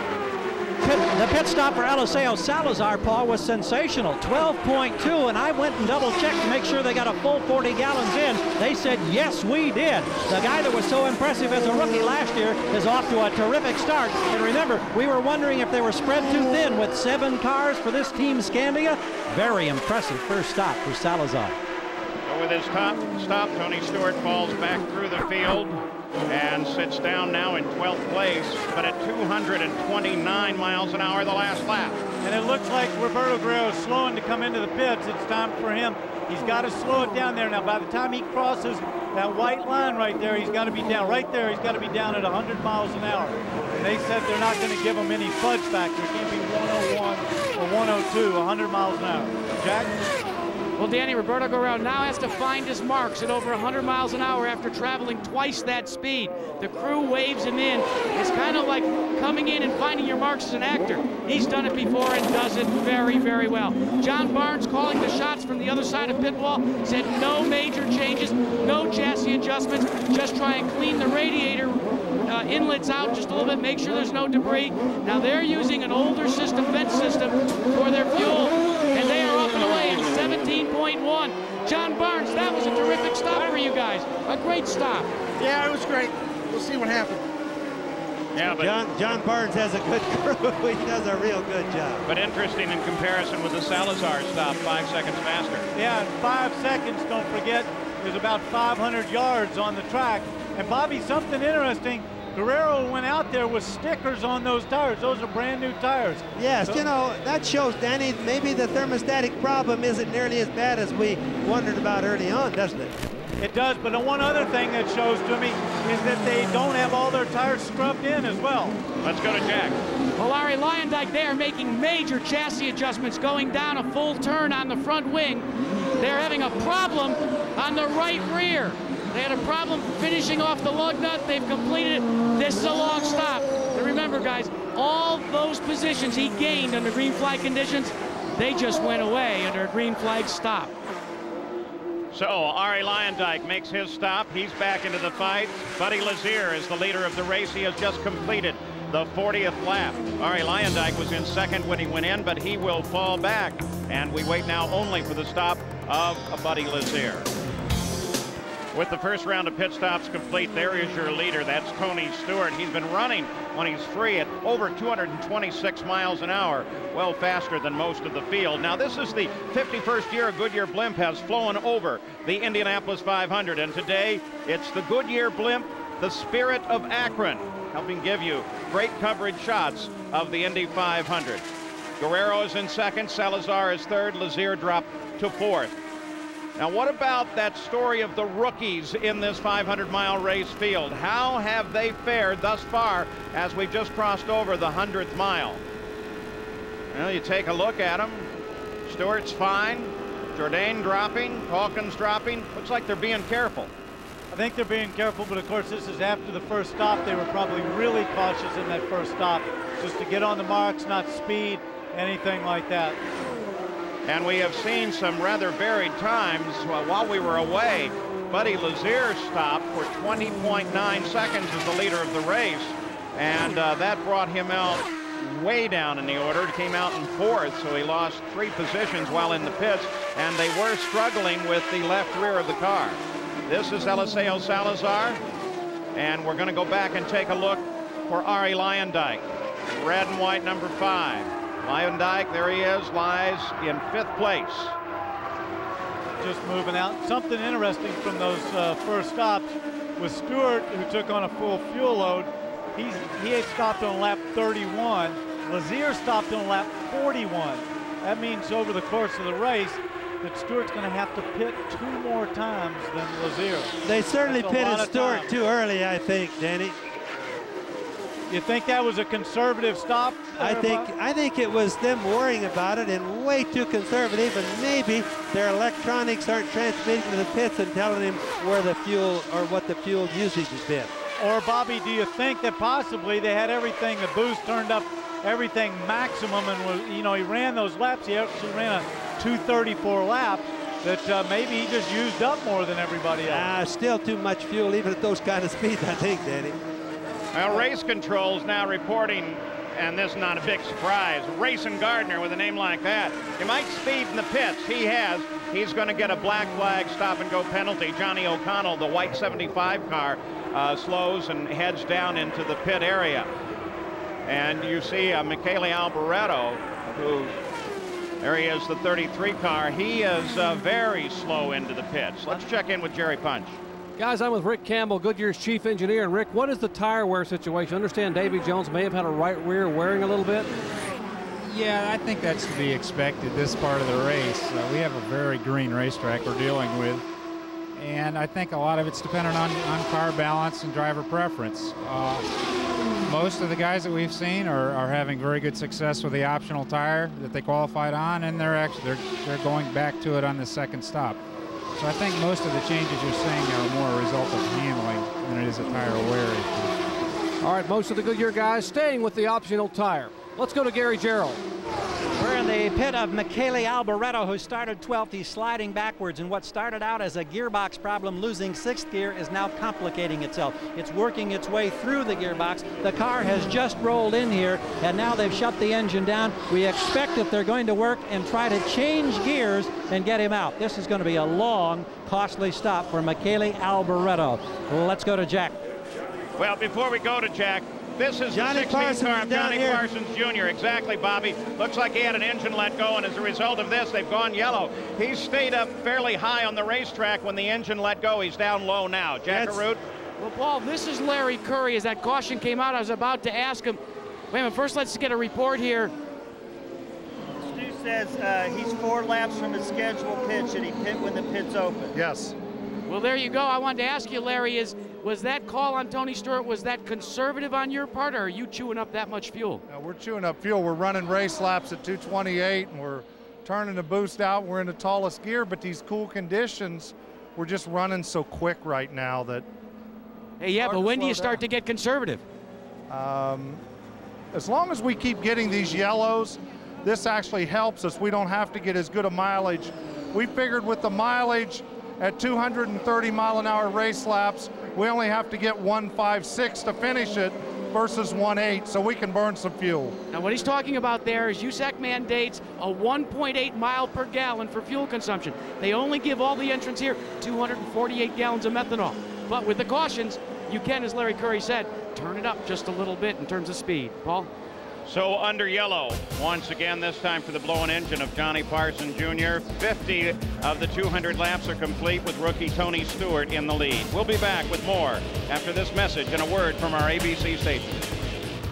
Well, we're still under yellow in the 80th Indianapolis 500. Here is the Valvoline race summary after 50 laps.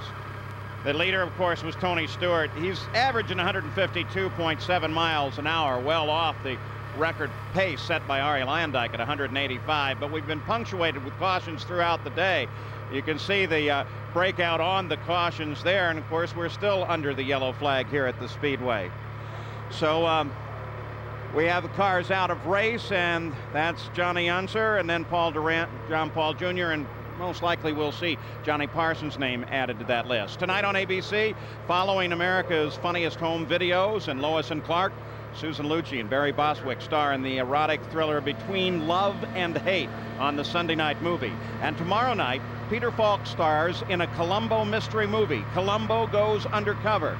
Then the all-new AFI salute to Clint Eastwood with the biggest names in Hollywood. It's all new tomorrow night here on ABC. Jack Arute? Well, Paul, let's update you on Arie Luyendyk. You documented that one time he hit the wall, just smacked it a little bit. Well, guess what? Just a couple of laps ago under green flag conditions, he smacked the wall again ever so slightly. They were concerned about tires. Everything seems to be okay, but here's what's wrong with Arie's car. Consider this the nose of Arie's car and the rear of Arie's car. When he goes into a corner, as he turns the car, instead of it turning this way, it's going this way right out to the wall. Now you call that a push condition or understeer. Now remember in the last stop, they did turn on the front wing. According to his crew chief, Bruce McCandless, they got to do some more wing turning next pit stop to get the looseness out. I mean, the push out. Either that, Jack, or put a little bit more stagger in the tires would help it. Gary? Well, different kinds of problems for Eddie Cheever, who started inside in the second row, started 4th. He slipped back and on the first stop had a problem on a spindle that cost him. He was very emotional, very upset, according to the crew on the radio. What they've tried to do with the second stop is get him calmed down. They're not too concerned, even though they slid all the way down to the 21st position, because they say we were running laps at 230 miles per hour. If he can get that in that rhythm, he may be able to get up through the field. Jerry? 51-year-old Johnny Parsons just stepped out of his 93 Lola, and Johnny, it was a short day for you. What happened? Unfortunately, something got in the radiator and cooked the engine, and that took us out. But, you know, the Electech Firestone car was just handling real good. We want to thank National City for getting on board at the last minute. Car felt good, Jerry. At the beginning, it was a little loose.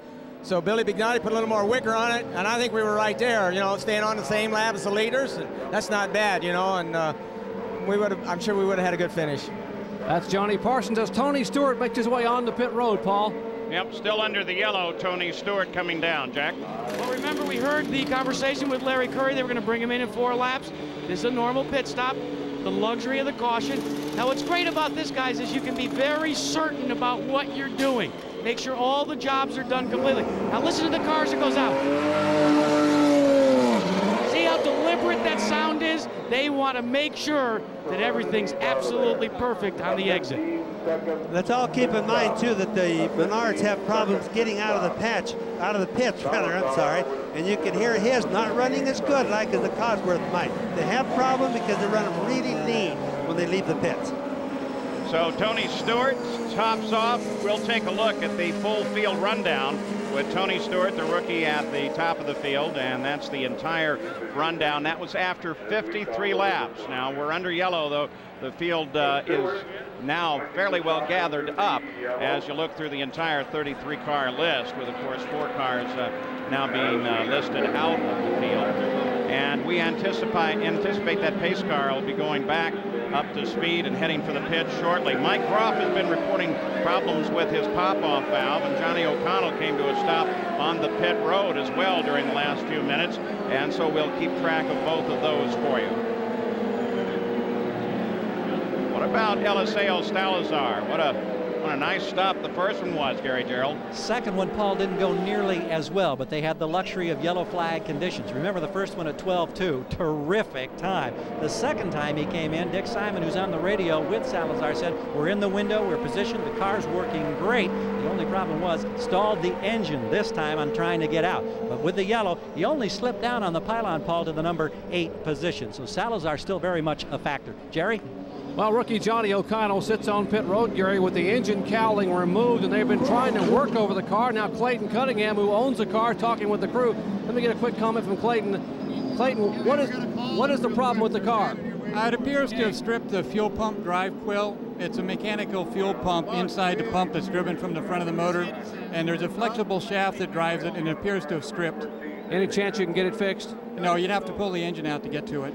Okay, that's the sad news for rookie Johnny O'Connell. Paul?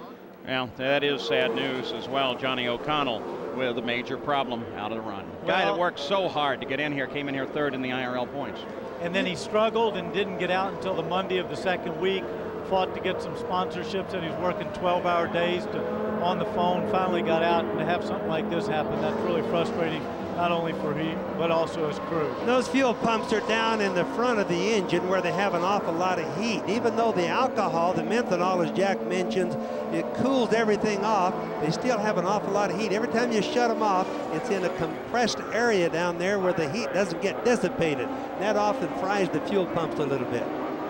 Remember, too, that next year they're going to change the formula here for Indy. The turbochargers will be gone back to the normally aspirated engine. As they go green once again, Wayne Sweeney, the starter here in his 17th year, he'll retire after this. So we get a look at the leader of the race, Roberto Guerrero. There he is in the middle of the traffic, and looking back, Lyondike and Lazier battle for second place. Lyondike, for the moment, has it, but Lazier's got a little clear run off the corner. Lazier back into second. Lyondike to 3rd. Tony Stewart is 4th in this run, and Stefan Gregoire is 5th, followed by Zampedri, Jones, and Salazar. But the battle is at 2nd.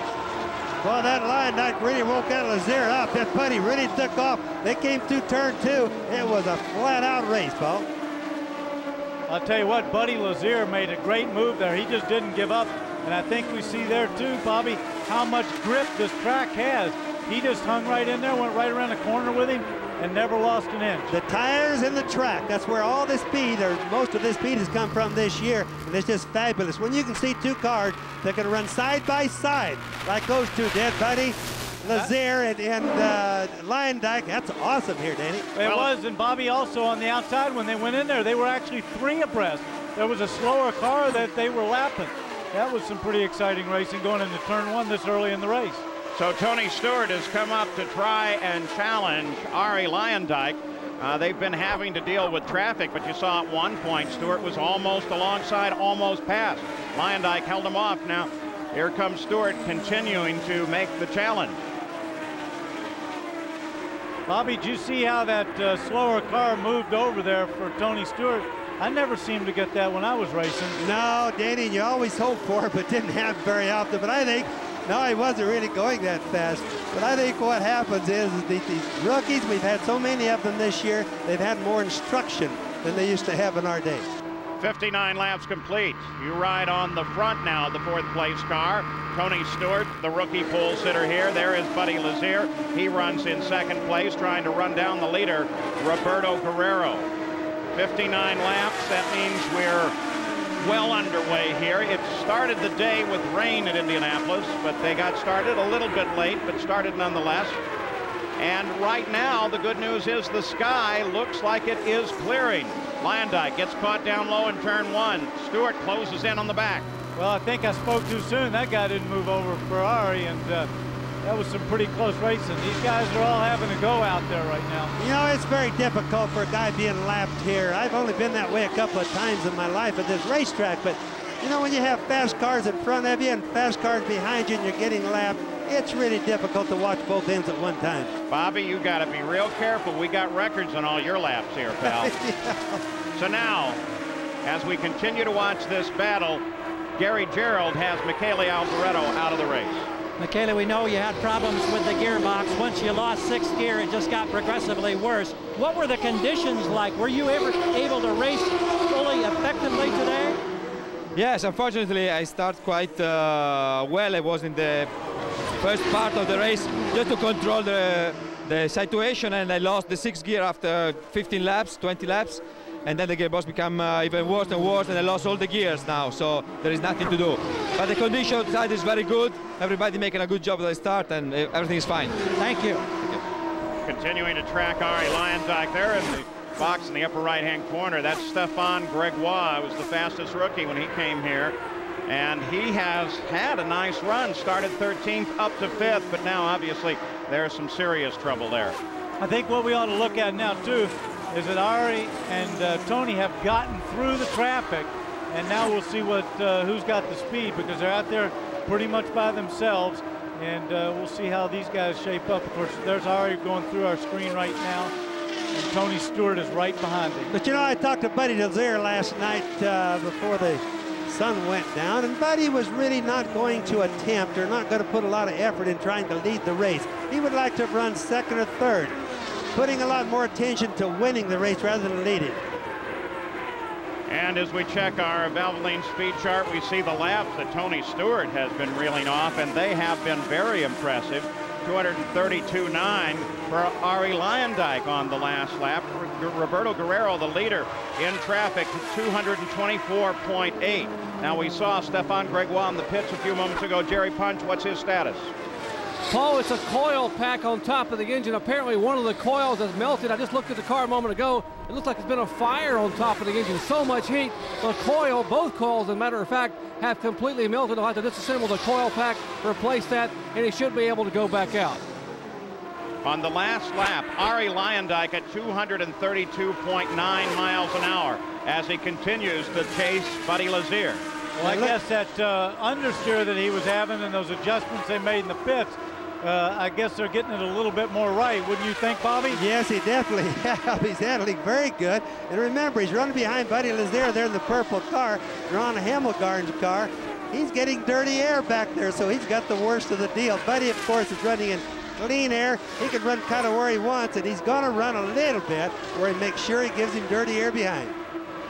Well, there's going to be some dirty air, but he also yanks him down those two straightaways by breaking that air for him, and that toe helps Ari a little bit. You can see right there the gap behind him. There was no Tony Stewart in that gap, so Ari's obviously pulling away. Looks like his car's handling awful well. That's a deal of fuel. Tony Stewart, everything we watch today, as long as he stays in this race, will be predicated on fuel consumption. I don't know what that was, Bobby, but did you see his hand going down like he shifted up to a taller gear? He might be pulling a lot of RPM, being behind Lazier, and he looked like he shifted it into sixth there. Yes, and that's another thing we'll mention to the folks, that everybody in this race has two gears, one for like an overdrive and one for speed. And Bobby, they'll do those. Bobby, that's exactly what they started. Tony Stewart's team talked about having what they called a cruise gear when they weren't in traffic.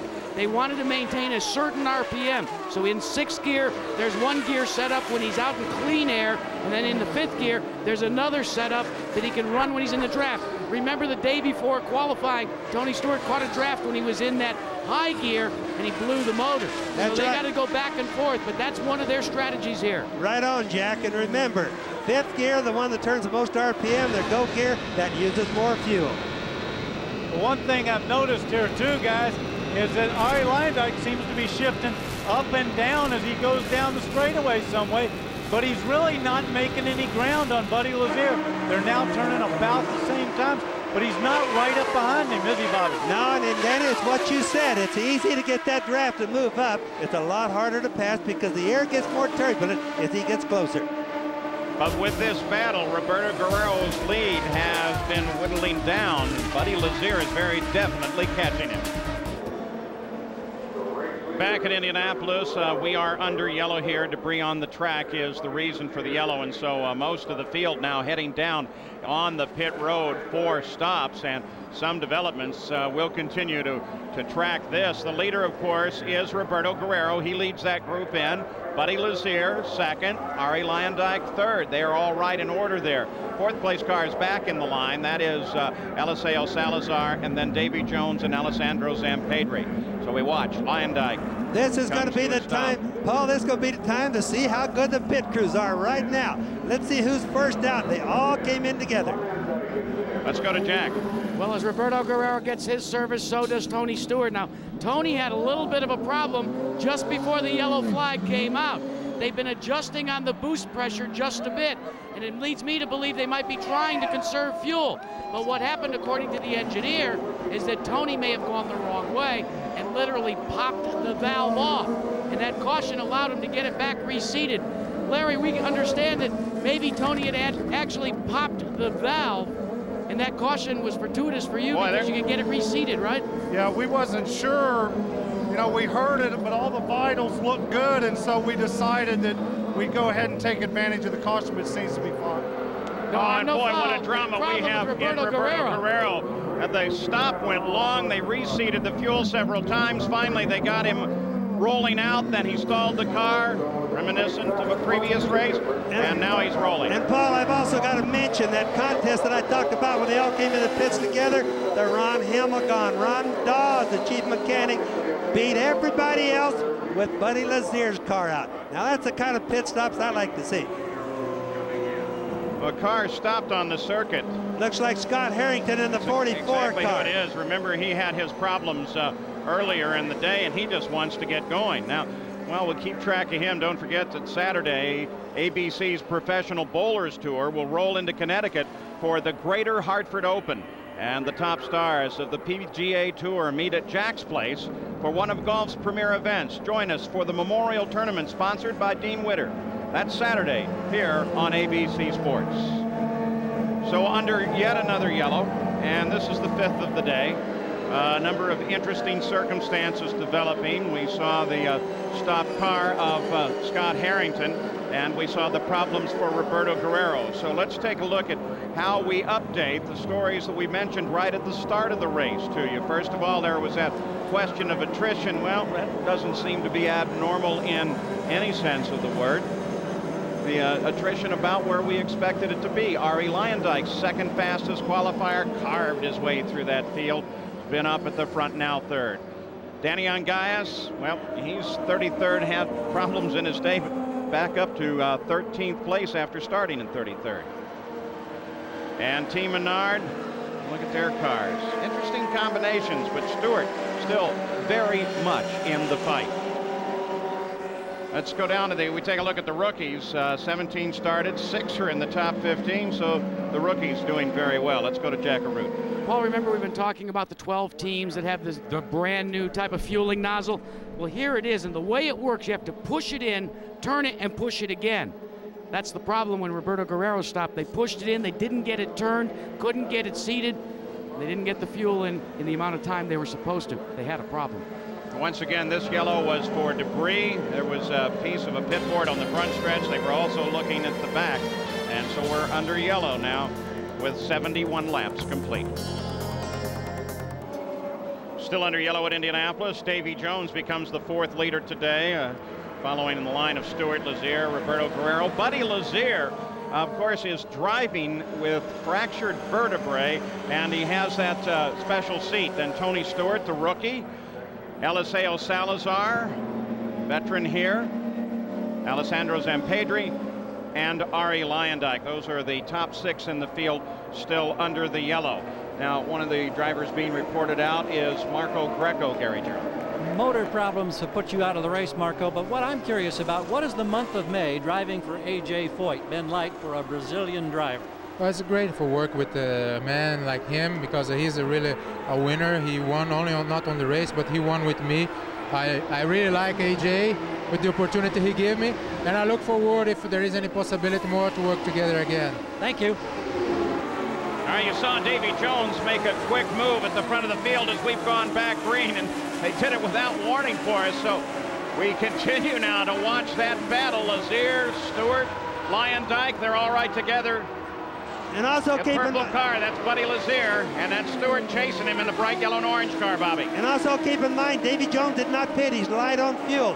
All these other guys, like Buddy Lazier right there in the purple car, right behind him is Tony Stewart. They have full loads of fuel in their cars. I think what we're seeing here is a little bit of strategy.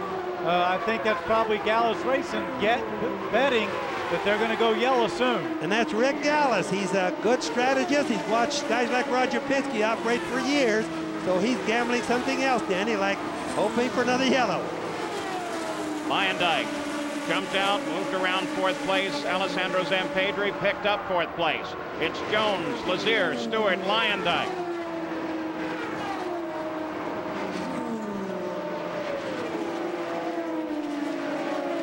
So keeping the track on Ari Luyendyk, the red and white car number 5. Jones, apparently his owner, Rick Gallus. There's Lazier, there's the 2nd place car, and there is Stewart, and there is Luyendyk. That's the top 4 for you. It's developing into a good race, Paul. So tracking the battle at the front of the field, first 4 positions. They're running together on the racetrack. Jones turned the last lap at 226, while Lazier was up at 227.2 miles an hour. There's Stewart. And interesting enough, like coming through turn 2, almost all of their grooves are virtually identical right now. Something we didn't have early in the race, Paul. On board, Ari Luyendyk has been the fastest car through the early part of the race, matching the laps of Tony Stewart, exceeding them. Stewart trying to close on Buddy Lazier. Here comes Luyendyk. Jones is still the leader of the race by 3.6 seconds. Sorry, Bobby. We know that Luyendyk's car is handling better than it was earlier, and you can watch it as he goes through the turns. He seems to be very sure, not coming near the walls anymore. It looks like, too, there with Tony Stewart closing a little bit on Buddy Lazier, that maybe their strategy on this fuel run is going to be a little bit different. So Stewart sets up on the back of Luyendyk, while the leader of the race is Davy Jones, Jack. Well, let's talk about Davy Jones. You were speculating as to maybe there was some strategy being pulled by Rick Gallus. That indeed is the case. What Rick is trying to do is back the race back up, get Davy Jones back in sequence. Why? Because when they came in their first green flag stop, they had a full tank of fuel. Paul? Back on board with Tony Stewart, and there is Buddy Lazier just ahead. Barely 100 yards separates them, and Stewart very much on the charge, trying to make up the difference as they thread their way through the 4th corner. And my question would be, are those tire fragments we're looking at on the screen, you think, Danny? Well, I think what we saw was when he went down into 3, he got it. So I would assume there's probably a little dirt still left on the track. That's pretty easy to be happening now, especially where the track goes so close to the grass down there. And that really wouldn't affect the handling yet, but it certainly looks bad on the camera lens. So Stewart makes the move. It's Jones, Lazier, Stewart, Luyendyk, Zampedri, Salazar, and 3rd, 4th, 5th, and 6th are fairly tight on the course.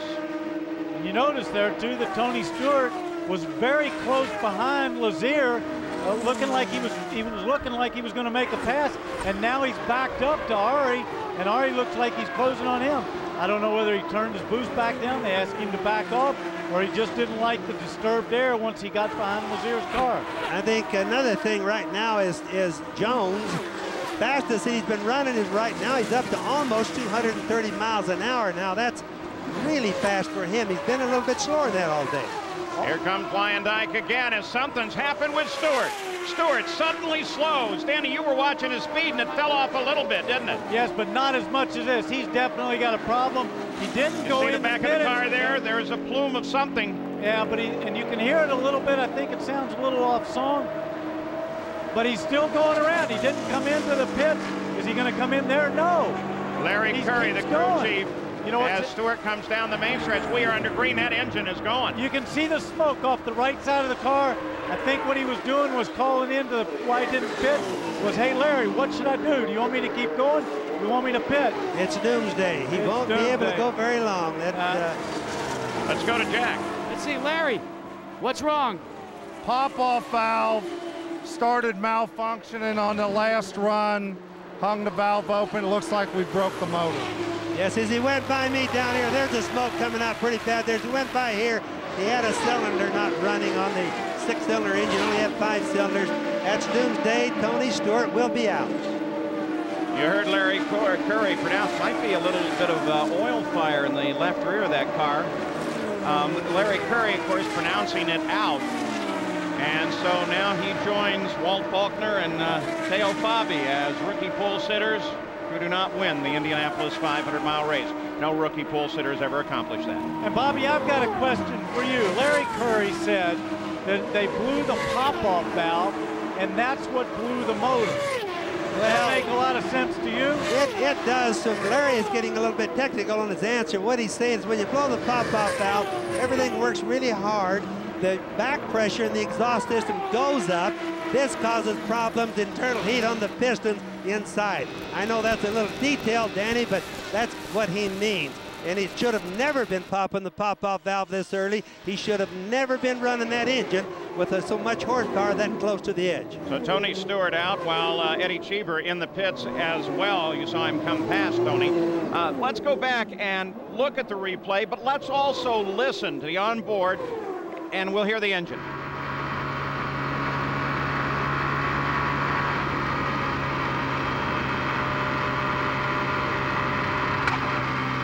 Whoa. That's a terrible sounding engine. They don't sound good. They don't sound nice and smooth when they're not running right. I don't know. Sounds like one I had when I was a kid. Eddie Cheever was into the pits, and he has stalled in the pits. He's not a factor at the front of the race.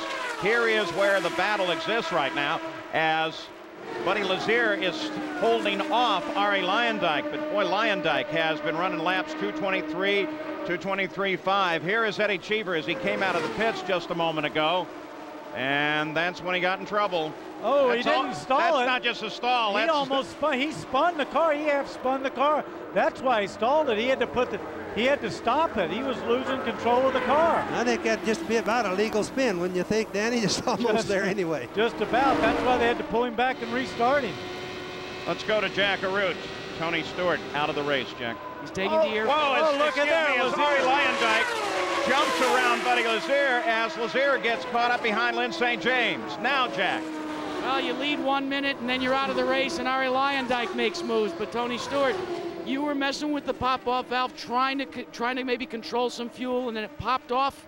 And then we heard on board camera later, a couple of laps back to green, that the motor died. Well, it's one of USAC's junk pop-off valves. At least next year in the IRL, we go to normally aspirated motors, and we don't have to worry about that garbage. So, what about the track conditions? You know, we're seeing some awfully fast speeds. We're seeing some good, solid racing. Well, the track's great. You know, everyone's using their head. Everyone's being very careful and running smart races right now. The lap cars are looking in their mirrors. Everybody's running good. I mean, it's a fun race out there right now. It's just a shame that we're in here. Paul? Well, we've got a number of purple cars, and I do apologize because the 91 car, Buddy Lazier, purple trimmed with a little yellow, is still in second place ahead. Well, maybe not for long. So maybe I spoke too soon. Lyondike moves. That still doesn't get him at this point. You know, Paul, I made the same mistake. I have two cars among the INDYCAR that look almost identically the same, so we all did it. Can't blame just you. Well, they actually have three, and the thing to watch for on the car is you look at the front shot of it. See those vertical yellow stripes down inside the wheels? That's the indicator. And I think something we just missed while this pass was being attempted was that Jones just when it peeled off and went into the pits. So he's pitted on the green. Now remember, Davey was behind on the pit stop because he didn't stop in the last yellow. So as Danny said, pitting on the green is going to hurt him a lot. But it was Rick Gallis's gamble with the Delco car there. So Davy Jones makes his stop. Lazier is now the leader of the race with Arie Luyendyk right behind him and trying to take that lead away. Jones drops into third. Johnny O'Connell, we mentioned out of the race earlier, Jerry Punch.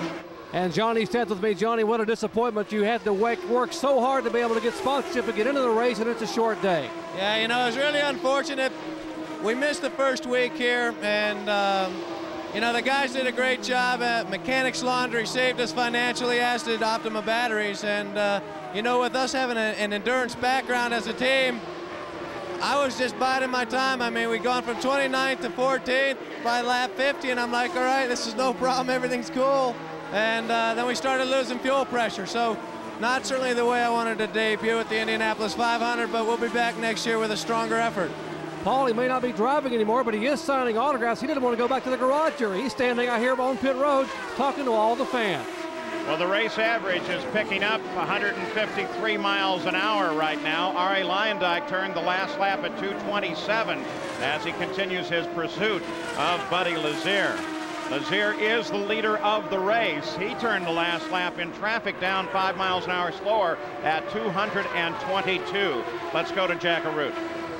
Davey Hamilton for A.J. Foyt. Take a look at this. These are the half shafts that go from the power plant, the transmission, to the rear wheels. Believe it or not, Hamilton has a problem with the half shaft, and what we're hearing is, if necessary, they intend to change these half shafts on Davey Hamilton's car. He's coming in right now, gentlemen. You know, unfortunately, Jack, if one of those things were to break, it just guarantees you a wreck, because then only one tire would drive. Nobody could drive a car straight like that. So Davey Hamilton began changing maybe the half shafts. He's 4 laps behind the race, running in 17th position. As another problem, this is Jourdain, and it looks like yet another engine problem, Danny. Well, an engine or something from that right side. It could be something in his right hub, but that doesn't look good. When you've got smoke coming out of your car at this stage of the race, you're not going to go very far. Battle for the lead goes down the backstretch. There it is, as Luyendyk inches forward. Looks like within a lap or two he could have him, if not sooner. Well, I think what happened, Paul, is they most likely are both running in their cruise gears. And, for example, Luyendyk is getting a good tow. In other words, it's going easier on his car because Buddy is helping pull him around all the way around the racetrack because he's close enough to get the draft all the time. As they flash across the line on the 91st lap, interval remains the same. And you know what? With Arie Luyendyk, he might be sitting back there saying, I don't care if I pass the guy or not. I might just want to sit here and be comfortable, be pulled down the back straightaway, conserve a little fuel, and sit there and wait and see what happens. And they're both handling extremely well. I watch them come through turn 2 over here, and you can just see the confidence that they have by the line that they take, Danny. Interval closes in just a little bit. Let's not forget one other thing, Bobby, that Arie Luyendyk does not have radio communication from the pits to him. So he might be just strategizing himself a little bit and waiting to see what unfolds. Well, Buddy's team could make the decisions and he can follow, and I think that's basically what you're saying. Traffic just ahead of the leader of the race. This gives Luyendyk an opportunity. They're on the backstretch as they close in, but the yellow comes out. And number 10 over here, number 10 car. The number 10 car, Brad Murphy, just came off of turn 2, whacked the wall pretty good, got sparks and fire off the magnesium wheels, so watch for him to come in, Paul. So Brad Murphy, one of those that was under the yellow flag also. He came into the turn 2 high, Paul, slid right out, hit the wall, and I think he's probably heading for the pit. So you're saying that the yellow actually came for something different, which was debris, and then Brad Murphy got into the wall. Absolutely. We'll be back after this message and a word from our ABC stations. Well, back at the Speedway, the yellow is out. The pace car is slowed on the backstretch, trying to get everybody gathered up. You're looking down from the Goodyear blimp, the Spirit of Akron. At the controls, Captain John Moran. The cameraman is Richard Morkel. So they sit up there. They give you some great shots of the day up in the haze. The skies have remained hazy. In fact, occasionally a sense of blue. What do you? Oh, is this the weatherman in turn 2? Well, I hate to interrupt. The pace car stopped down in turn 2, waiting for the cars to come around. Pace car wasn't able to get the leader. Too many laps go by before they open up the pits, so he stopped. Now Buddy Lazier's coming off of turn 2, and he'll catch up with him down in turn 3. All right, so the pace car now inches forward as the field tries to catch him. Next Sunday at 1 Eastern, 3 Pacific on ABC Sports, we head to the Milwaukee Mile for the Miller 200. Last year, it was a photo finish as Paul Tracy took the checkered flag. This year, coverage begins Saturday with qualifying on ESPN2, and then the race itself next Sunday right here on ABC Sports. So we have a yellow. We're waiting for the pits to open as soon as the field is gathered up by the pace car. And this is 7th place Mike Groff. He's been steadily working his way up through the field. As we stay under yellow, the 10th of the day. Back in Indy, and I got to tell you, some things have happened during this yellow. The 6th yellow of the race, Arie Luyendyk, you can see he's in the pits. He's in trouble. Eliseo Salazar also heading for the pits, and the reason for all of this, we'll watch Luyendyk as he starts to come out of the pits. He got in trouble. They were making the change to the wing, and he rolled forward, and then he stalled it. Now, up at the corner of the screen, upper left-hand corner, there is Buddy Lazier, and that's who he's most concerned about because he wants to get out ahead of Lazier. Now, when Lazier started rolling, Ari got anxious, and then this happened with Salazar. Salazar just drifted right down into the side, got up on the track, through the mud, stayed on the track. Both cars were able to continue on. Well, he didn't just drift down, he turned down, and Ari had to lead. Right here, you'll see this yellow, see that cone on the left? Boom, he's there, he's in front, and Salazar just comes down. Totally Salazar's fault. That looked like it was even intentional, although I don't believe it was. No, but Ari at the blend line, that cone on the left-hand side, when they came out, was in lead. There's no way that he couldn't have seen him, Danny. See, now he gets rolling. And now you have to, I want you to look on your lower right screen. All right, now he's up to speed. Here comes Salazar in the green car in the back left. And there, see that yellow line across the track right there, the dotted yellow line. The dotted yellow line right there, right there, right there. So Ari has to get to that first, okay? We go forward. Here we go. Ari's there, he's got him, but it's close. And now Salazar's up there. And boom, he just chops down. Look at that. And it's 2 lanes wide. There was no reason to do that. He didn't have to do that. He could have gone around, and they could have sorted it out further around. And, of course, he spins himself up there. Unbelievable. Unbelievable. Hard to believe that a veteran like Salazar would make that error. Jack Arute? Well, at first they thought that Arie Luyendyk was going to be able to exchange the nose, put new wings on. In fact, Luyendyk, remember, the crew can't talk to him, kept saying, just don't let me get passed by the pace car. Just don't let me get passed by the pace car. Then they went back and they realized that in the rear wing area, down by the under tray, that too was cracked. And they had to break some of that off. So now, Gary Gerald, he's in here. He's going to go back, but he's going to have to limp around. Well, Jack, while that was taking place, Eliseo Salazar came in, and there was significant damage to the left side pod. In fact, most unusual, a huge hole about 7 to 8 inches long, maybe 3 inches wide in the left side pod, down through the carbon fiber or the Kevlar. They patched it with tape.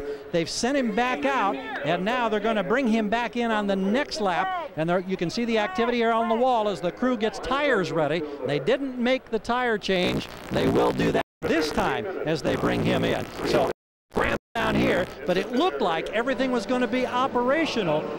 You can see the side pod, left side, and it was nailed, and it left a gaping hole. And look at Ari's front wing. It went right up in the air as well. That was a big hit. He came right down on him. That was a big hit, Bobby. Here's Eliseo Salazar coming back in. Gary Gerald still there.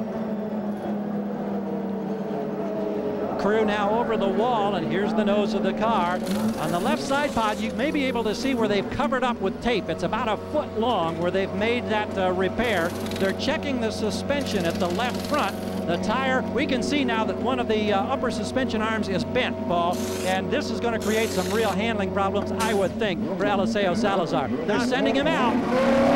Jack. Well, as Alessandro Salazar makes his way, take a look at this. This is the piece that came off from the rear underwing area. Now that's the part on the right side pod as it exits out close to the tire. They're going to tape it up, but this is going to definitely affect not only the downforce but the handling on this race car for Arie Luyendyk. Paul. So, battling for the lead, Arie Luyendyk in trouble. We'll go to Jerry Punch. That's the right front tire off Racing Gardner's 94 Lola. They bounced off the wall, and it was really wide. Racing, what happened out there?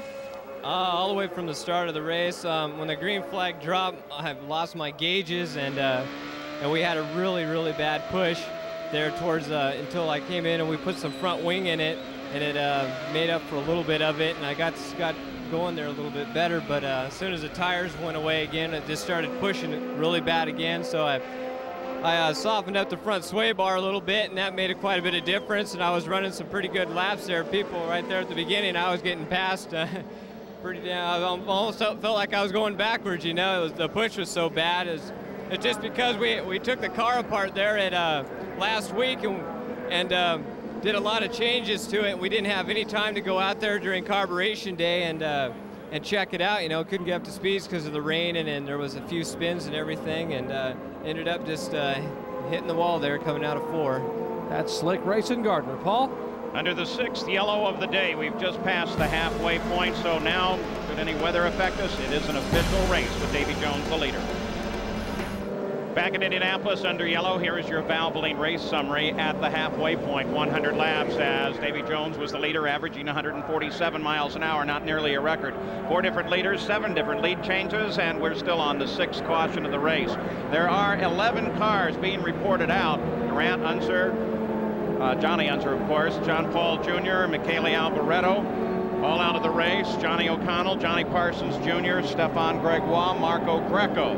And the big name, Racing Gardner, and then Tony Stewart and Brad Murphy with his brush up against the wall. Jerry Punch?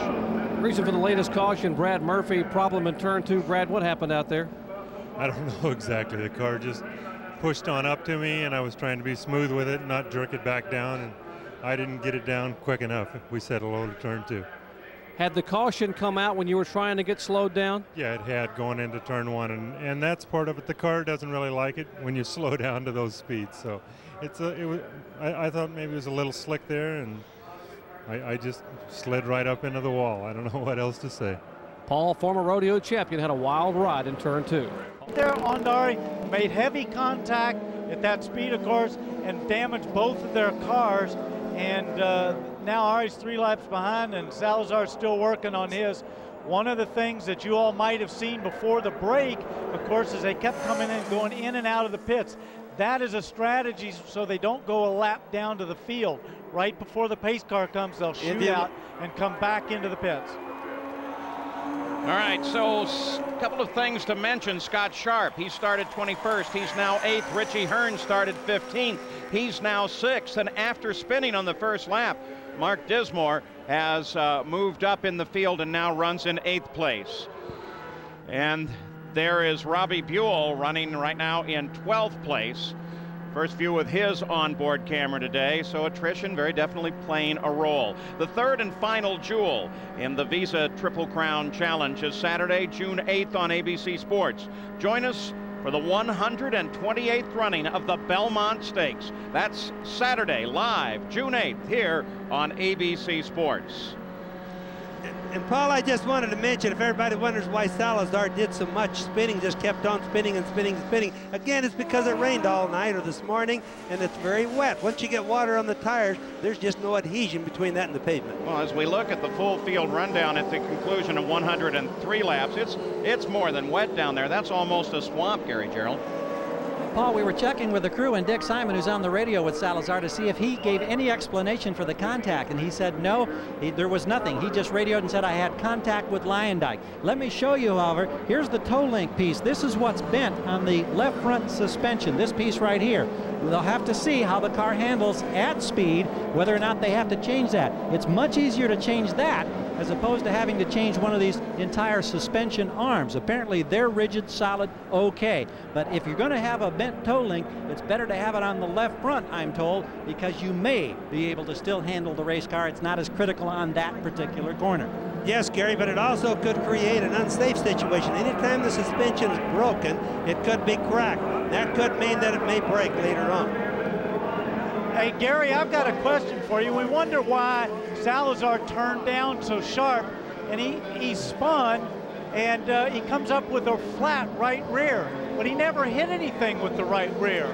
Oh, the left rear, Danny, that was flat on his car. Was and it that's, the left rear? Yes, and that's where he got into. Lyondike was on the left side there.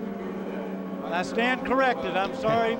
Yeah, all Bobby, the damage that we saw when they came into the pit was strictly on the left side. But Danny, it's just as confusing because the car was going around so many circles. But Davy Jones is the leader of the race, but remember there is a 10-lap interval between the last time he stopped on lap 87 and the last time most of the front runners, with the exception of Richie Hearn, stopped. Now, as we're ready to pick the race back up, Arie Luyendyk has managed to get back into the fight, but he is 5 laps behind the lead of the race, running in 17th position. Top 5 cars are on the leader lap, and don't forget, last year you had Jacques Villeneuve go 2 laps down and come back to win the 500. And Arie Luyendyk's reporting to his crew, according to Jack Arute, that it's steering a little hard. Here comes the green flag. 105th lap. They're starting 106. They're looking for the leader at the starter stand. And there he is, Davy Jones, making the turn into the corner. Lazier, that purple car with the yellow verticals, that'll be the second place car, followed by Roberto Guerrero. Now, a little story on Davy Jones, who is leading the race right now. Paul, is he was out of sequence on the pit stops with Rick Gallis before. Rick gambled on the yellows to try to get him back into sequence. Well, they're basically back in right now. They're not very far apart because the yellow flag helped.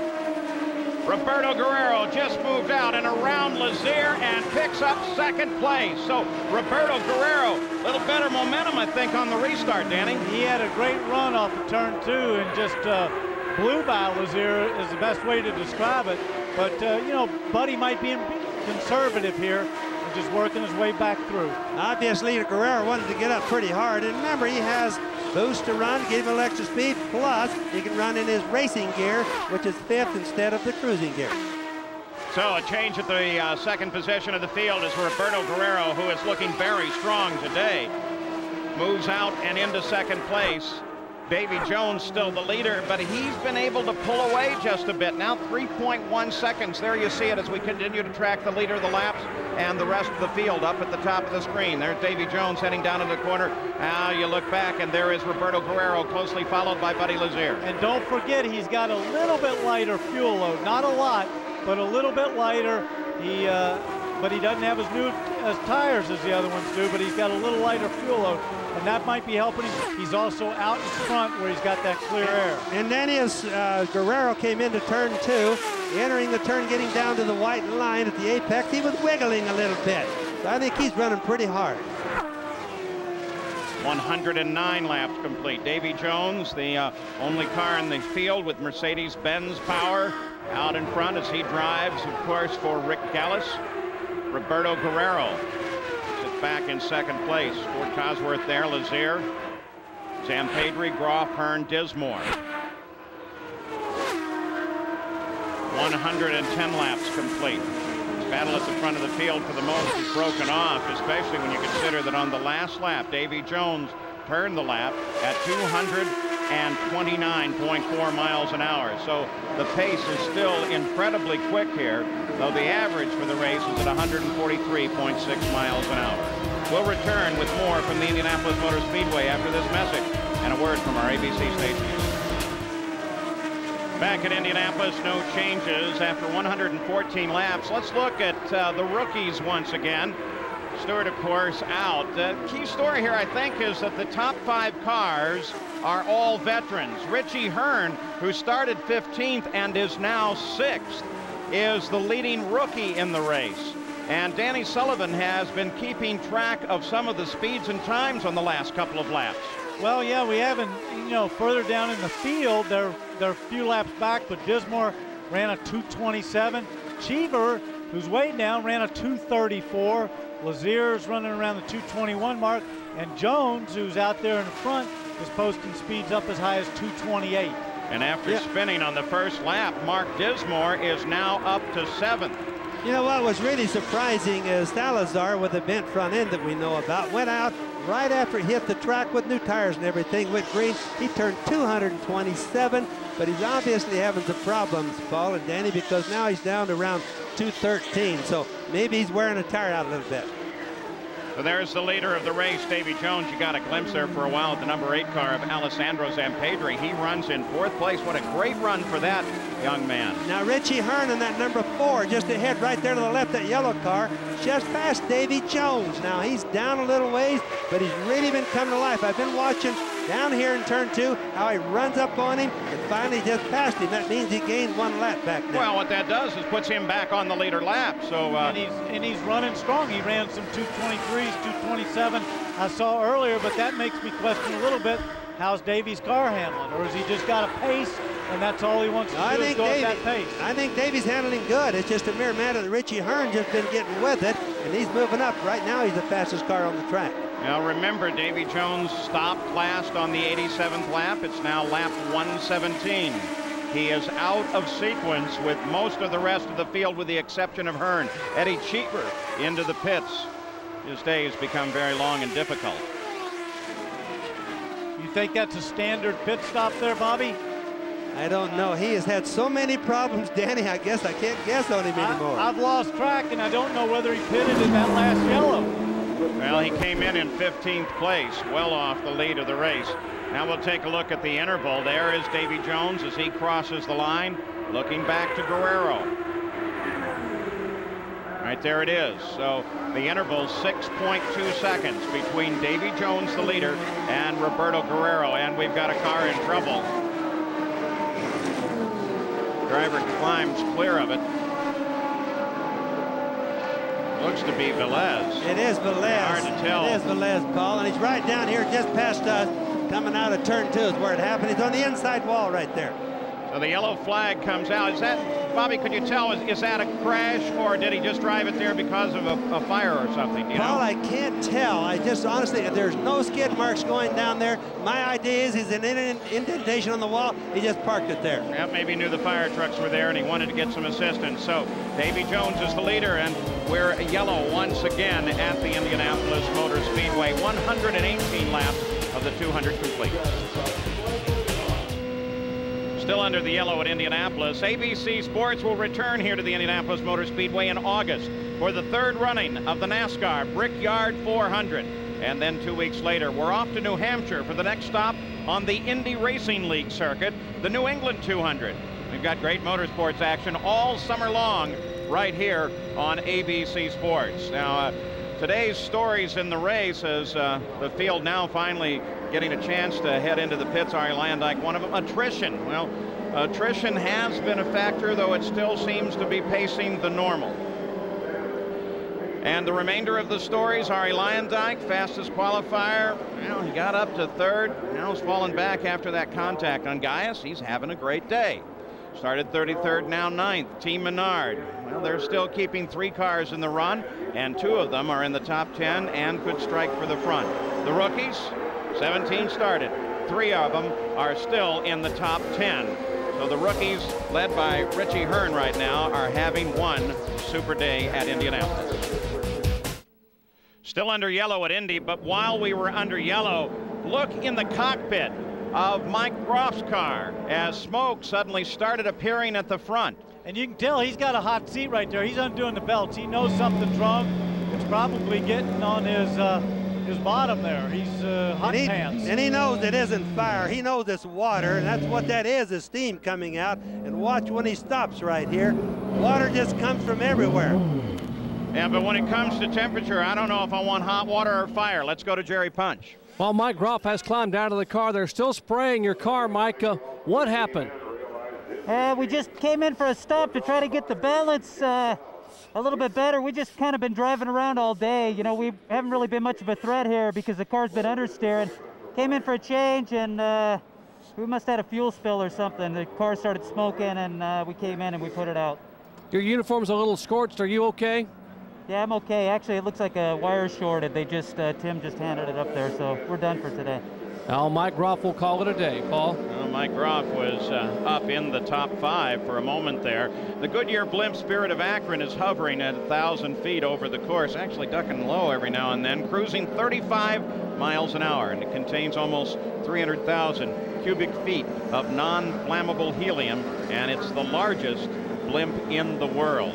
There she is over the Speedway. The ceiling's been moving a little bit. It's still very overcast. In fact, it's darkened down a little bit, and that's had some effect on the helicopters that help relay the onboard camera pictures. So if some of those seem absent, that is part of the reason. We'll try and get them up and operational whenever we can. Let's go to Gary Gerald.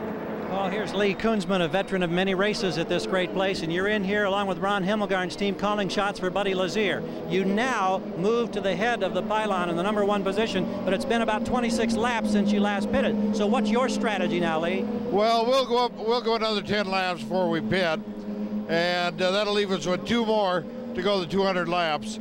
So hopefully we can, once we pit on this one, we'll have 2 after that, and it'll put us to the end with no problem. So rather than risk having to pit on the green, we have a total of 2 left. Yeah, that's what you're gambling on. And the other guys you think may have to go, well, that would be 3 counting the one they just made. That sly little smile tells you a whole lot about the thinking going on from Lee Kunzman. He's been around racing a long time. He's a cagey old guy. And he was a great driver in his day. I've seen him lay down some laps that were spectacular. That boy that's the chief mechanic on that car is a kid I raced since he was about 16 years old. So naturally, I'm kind of hoping they'll do good from that standpoint, too. You have to be impartial, Bobby. I am. I mean, if your nephew's not here, you got to be very careful. All right, here we go as we're ready to go back to the green flag once again as we conclude yet another yellow session that has been most eventful. Unusual race, a lot of occurrences. The leader of the race will, of course, be the 91 car, it's purple, of Buddy Lazier. He will be chased by the 8 car, it's red, of Alessandro Zampedri.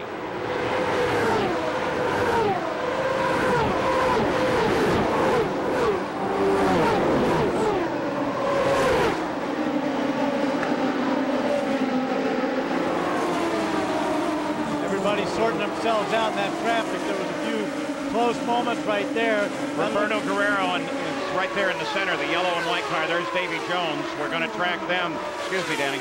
That's okay. There was just a lot of action going back there with Roberto trying to get through traffic. A couple of close moments, I thought, in turn 1. And finally, he breaks clear. He had a lot of traffic to get through, and he did a really good job. That was like threading a whole bunch of small needles for Guerrero there. So Lazier leads by just over a second. And the field, there is Guerrero, looking back to 4th place. So with that yellow, the contact at the front of the field remains close. It remains a very close race. Bobby, I can't believe how well his car must be handling or how well the grip is on this track, because sometimes he's coming off the corner, you know, 20 feet off of the wall. Just seems like he can run anywhere he wants to go. Yes, you know, the track, again, is so good this year, Danny. Between that and the new tires, both Firestone and Goodyear made giant gains this year. The cars are absolutely remind me of the old days when we first put the ground effects on them. They're really, really, really stuck. Makes it awfully easy for the driving, but I envy those guys for that. You saw as Guerrero came up on Jourdain, him point to the side that he wanted him to pass. He knew Guerrero was much faster and gave him the race course. They're also going to black flag Joe Gosick. They say he's spraying something out of the car, and there he is answering that black flag, the 43 car for the normal 00 Joe. And of course, that's a safety issue. They don't want him to dump fluids on there that not only can cause an accident for himself, but could cause a bad situation for the rest of the field. There's Davy Jones. Looking for a way to get by there. There's Roberto. Roberto is just nibbling away at him. And Roberto at this moment is running only about a mile an hour faster. Well, he jumped up 3 miles an hour there on Davy, and a lot of that's traffic related. Depends on how clear of a track he gets, whether he gets a tow, a little movement going on right there. You can see in the onboard that Davy Jones is engaging a lot of traffic, and there is Guerrero, moves down to the inside and takes the position from Jones. That was Guerrero right there in your white and yellow car, passing Davy Jones in the white and black car right behind him. Davy Jones, Troop, seems to work a little bit better in clean air than he does. If you notice that as soon as he gets in dirty air, he seems to slow down. So my thinking is they don't have that car working good in the disturbed, dirty type air. And Davy Jones comes right back at Guerrero. Traffic very much a factor here as they have some slower traffic just ahead of them, slower at over 215 miles an hour. Dismore, who you saw just ahead, turned the last lap at 226 miles an hour. Buddy Lazier at 227. He's the leader after 129 laps. Caution is out when a car we've been following, Mark Dismore, got in trouble when the engine let go on his car. Here it is. He'd worked his way into the top 10 and was having a good day for Team Menard. And then suddenly this showed up, and boy, oh boy, it takes him out of the race. And there was the reaction of the crew. What a tough day they're having. 2 of their 4 cars now out of the race. The other one, of course, being the pole sitter, Tony Stewart. The Indianapolis 500 does not end with a checkered flag. It ends with a 500 victory banquet, which is tomorrow night at 9:30 Eastern. It'll be here. You can see it on ESPN2. It's held right here in Indianapolis. That's tomorrow night, 9:30 Eastern, the awards banquet on ESPN2. Gary Gerald. Buddy Lazier gets a cool sip of refreshment. Remember all of the discomfort that he's had to face in recent weeks. Right now he's thinking about victory. He's blocked out the pain of all those fractures. The car's working beautifully. They think that this will be their next to last stop, and in just under 17 seconds, Buddy Lazier is back on course. Oh, what a great story he's becoming as he goes straight out onto the track. Why? I don't. Well, because there was an ambulance. He saw the ambulance. Yeah, okay. So Buddy Lazier, boy, scared me for a moment there. I wondered what was going on. He knew something we didn't know there for a little while. So Buddy Lazier had a terrible crash in the practice just before Phoenix. He shatters vertebrae in his back. He barely can walk through the pit area. He walks with the help of a cane, but he keeps a smile on his face and has that special seat, and now leads. Is up at the front of the Indy 500. Jerry Punch. Standing with Fermin Velez, who just came out of the hospital. First of all, Fermin, you okay? Yeah, I'm fine. I just got a little hit on my lower back, but that's no problem. It's just that I don't know exactly what happened. Or something on the engine. I think a water line broke, or I don't know exactly, something like this. A lot of smoke came in, the engine quit completely, and I felt a lot of heat on my back. So that happened between 1 and 2. So I pulled out after turn 2 in the left, and that was it. So just pretty sad that I'm not going to be able to finish the race, but at least I'm okay. What about your impressions of your first Indy 500 start? Oh, it's been a fantastic experience. I mean, I'm very happy to accomplish to start the race, and I've done at least half of the race. I just wanted to finish. I was taking really easy. I didn't want to take any chances. I was letting all the fast guys go by. Just concentrating on finishing the race, but it's not going to happen. But anyways, that's racing, and everybody did a very good job. My team Scandia, so it's okay. Thank you, Fermin. Paul? Fermin Velez, the first Spaniard to race in the Indy 500. We're under yellow. On board with Arie Luyendyk, who runs in 15th place, 5 laps behind the lead. That stop by Buddy Lazier dropped him back to 4th place. Roberto Guerrero picks up the lead, followed by Davy Jones and the rookie Richie Hearn. Now let's take a look ahead to what we expect in the IRL. Well, on the 18th of August, we'll be in New England for the New England 200, and then the final race of the year at Las Vegas. And those races, of course, will be here on ABC. And then next year, early in January on the 25th, the Indy 200 at Walt Disney World, and the Phoenix 200, and then the Indy 500. And of course, the Indy 500 is the final race in their season each year. Now, one of the stories, Paul, I want to bring up right now in the pits for the rest of the race. Now, Buddy Lazier, according to my calculation, only has to make one more stop to the end, as opposed to Richie Hearn and the number 70 car of Jones and the 21 of Guerrero all have to stop, according to my calculations, 2 times. That's going to make a big difference now in the outcome. Now we're getting to where the pit strategies are starting to really play an important role. Well, of course, Bobby, that will, especially if it goes all green. But if we do have some yellows, that advantage, if you like, might go away. Except that it still puts you back. If you stop, Danny, you'll still go back. In other words, you will. If Buddy doesn't have to stop, he should be able to retain the lead. Now, or in other words, if the other guys have to do 2 and he does 1, he's going to stay in the lead. All right, let's go to Gary Gerald. Well, just a quick mention on Eliseo Salazar. Of course, when we last left him, they were concerned about that suspension piece, the toe link on the left front.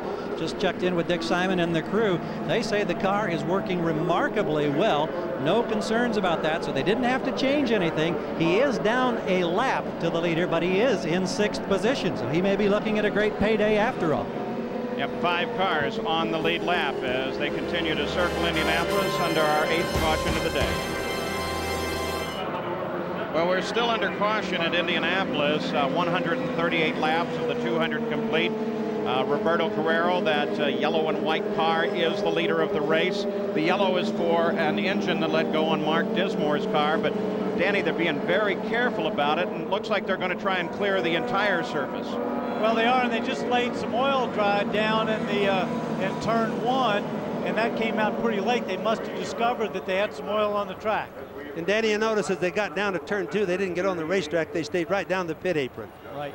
Let's go to the pits, Jack. Paul, real quickly, during this caution period, John Barnes, the crew chief of Roberto Guerrero, went down to John Menard, who's helping with the shots on Eddie Cheever. And what he said is, look, can Cheever pull over and let Roberto go? He knows that Buddy Lazier is a guy that's trying to chase him down, and he wants to make Roberto Guerrero have clear sailing at the drop of the green flag. We don't know what the answer was to the request. Well, can I say something about that too? John Menard might There's say Buzz one Calkins, thing, by the way, as he tops off. But Eddie Cheever might have other thoughts about that. He could make that request, but Eddie doesn't have to do it. And Eddie's not the easiest guy to get by. He might still want to run his race.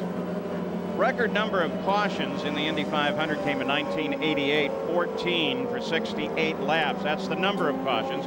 We're, of course, at the 8th caution. Number of laps, 1992, there were 85 laps worth of caution period. And again, we hope to go green at the conclusion of this lap.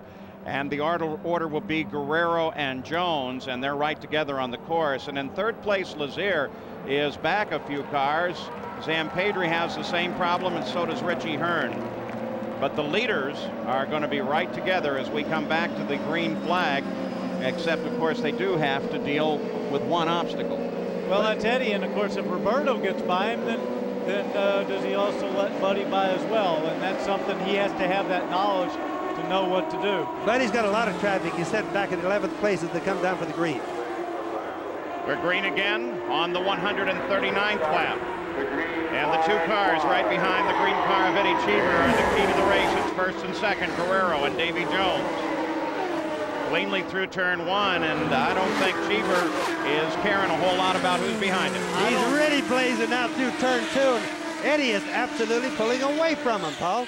Well, don't forget, he had run some laps previous to this, 227. We'd actually seen Jones tries to make a move to the outside, and he looks like he touches with Guerrero. Guerrero comes a little bit high. It looked like they got together. I don't want to say that for certain, but what it looked like. It was close. They were close. Boy, that's a hard place to pass at any rate. I'm still keeping an eye on both cars. I don't see anything obvious. Their handling seems the same. Their turn into turn 1 was sharp, so let's assume they're both okay, and let's assume for the moment that they didn't touch. You can tell they both know that it's getting near the end of the race, because now these guys are really working it hard. Well, I think what happened there, too, is Davey looked like he had a run off of turn 2 at him, and Roberto was down the middle. He thought, well, maybe I can sneak around the outside.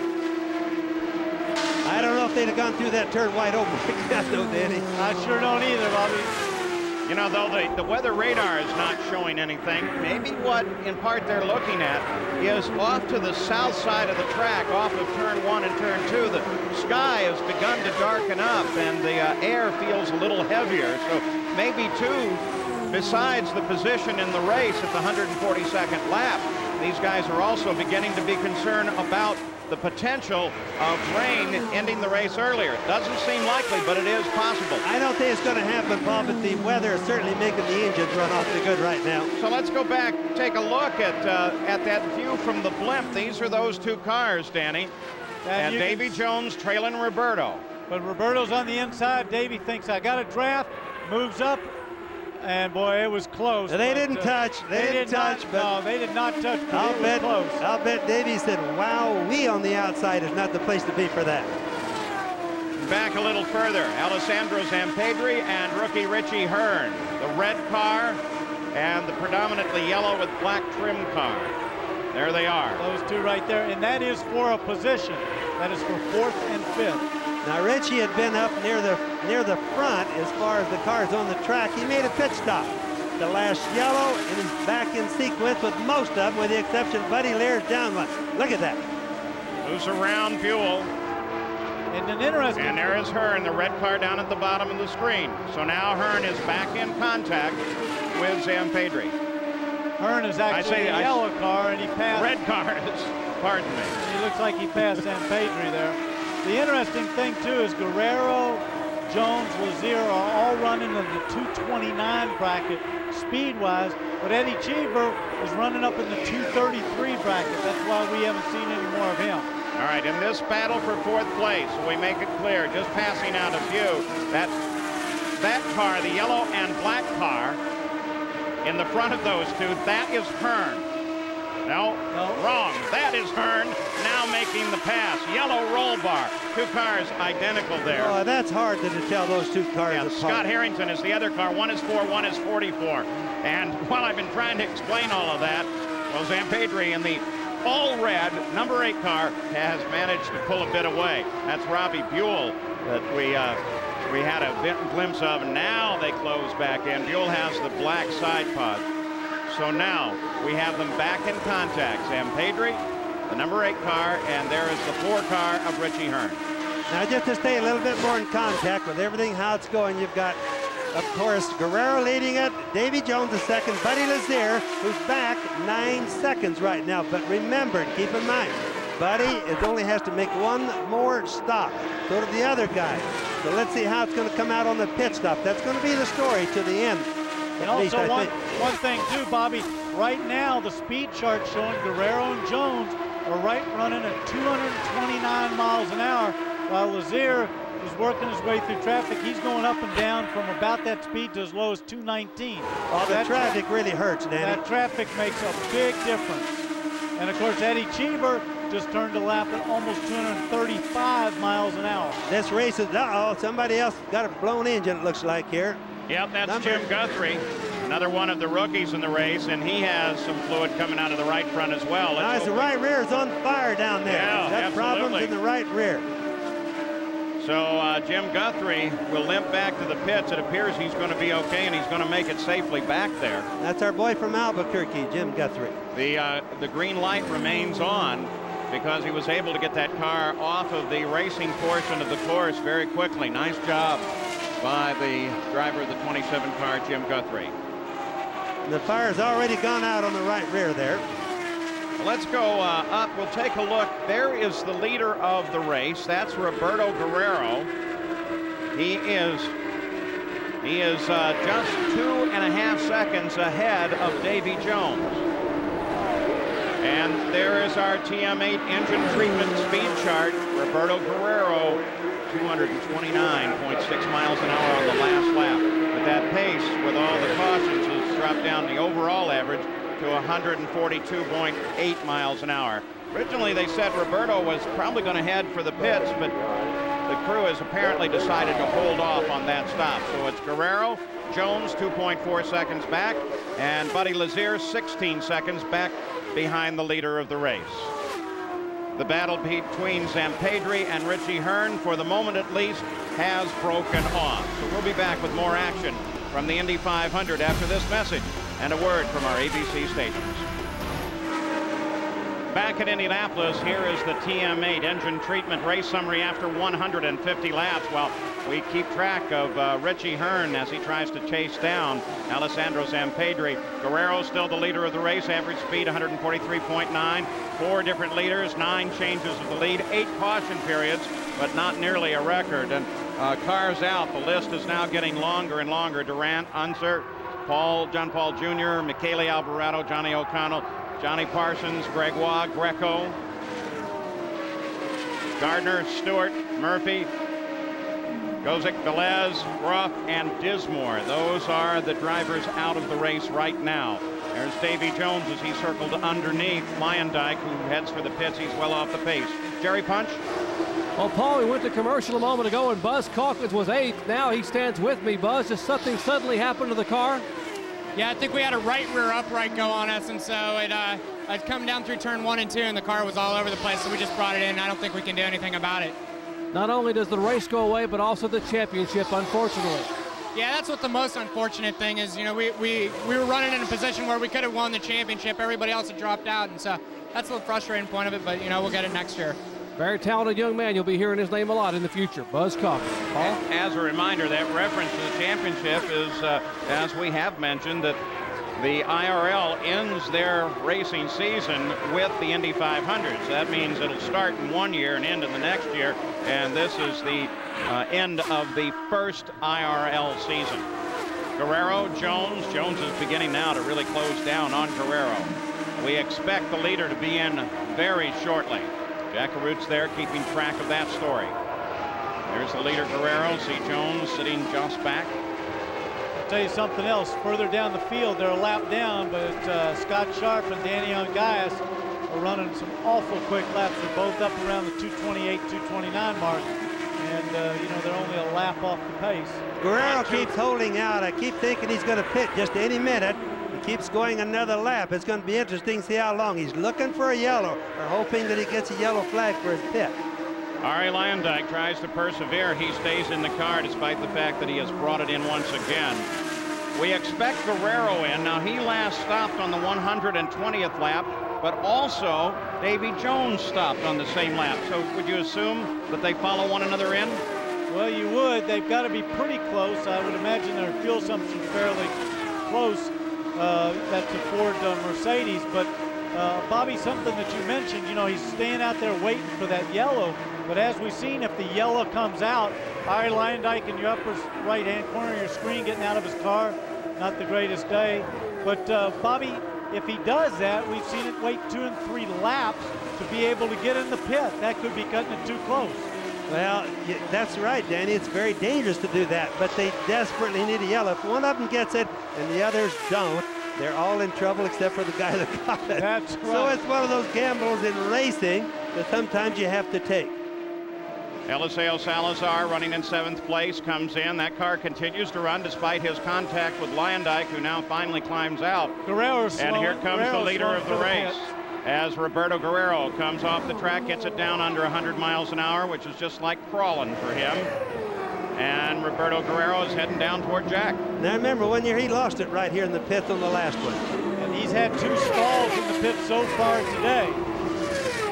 Jack Arut. And guys, as we watch this stop, that's what comes to mind. Remember when he ran for Granatelli Racing, had the race in hand, and had a problem, the car stalling on the final stop? This should be the final stop for Roberto Guerrero.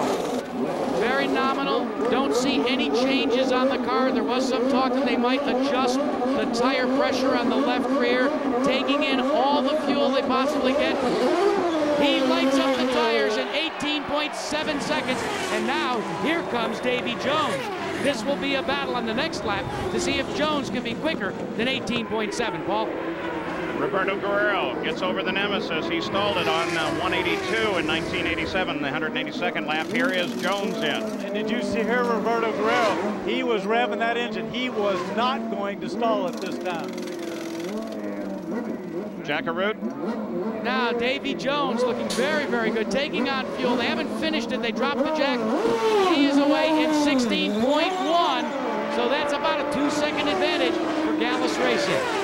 Did you notice that both of them went out on sticker tires? That's that white looking tape that you see on the tires. They haven't run those in, so they're gambling that their tires also come back up and that there's no problem with them. So those are brand new tires. Remember that Davy Jones won the pit stop competition held here earlier in the week. Got 2 seconds up on Roberto Guerrero with that stop. There's Roberto. Roberto just turned a very quick lap, but the real quick one is Richie Hearn. Yeah, he's been running fast. He's been running fast for the light. Oh, boy, the yellow comes out. This is going to hurt. When? Whoa, whoa. 2 cars together there. Like Lynn St. James, we want to be careful on the identity of the other car. We think it might be Harrington, but as we said earlier, those cars, it looks to be the 44 car, the yellow and black one, that would be Harrington. So the yellow comes out, and it comes out at a time that serves the disadvantage of Roberto Guerrero. You want to know how close it really was, troops, in figuring out, for example, Guerrero and Jones. I had it figured out on my side of the street over here where Guerrero might have had to stop without this yellow at 198 laps. Jones at 199 laps, of which they would have gambled and gone all the way. Replay, as they came across the first turn, they got together.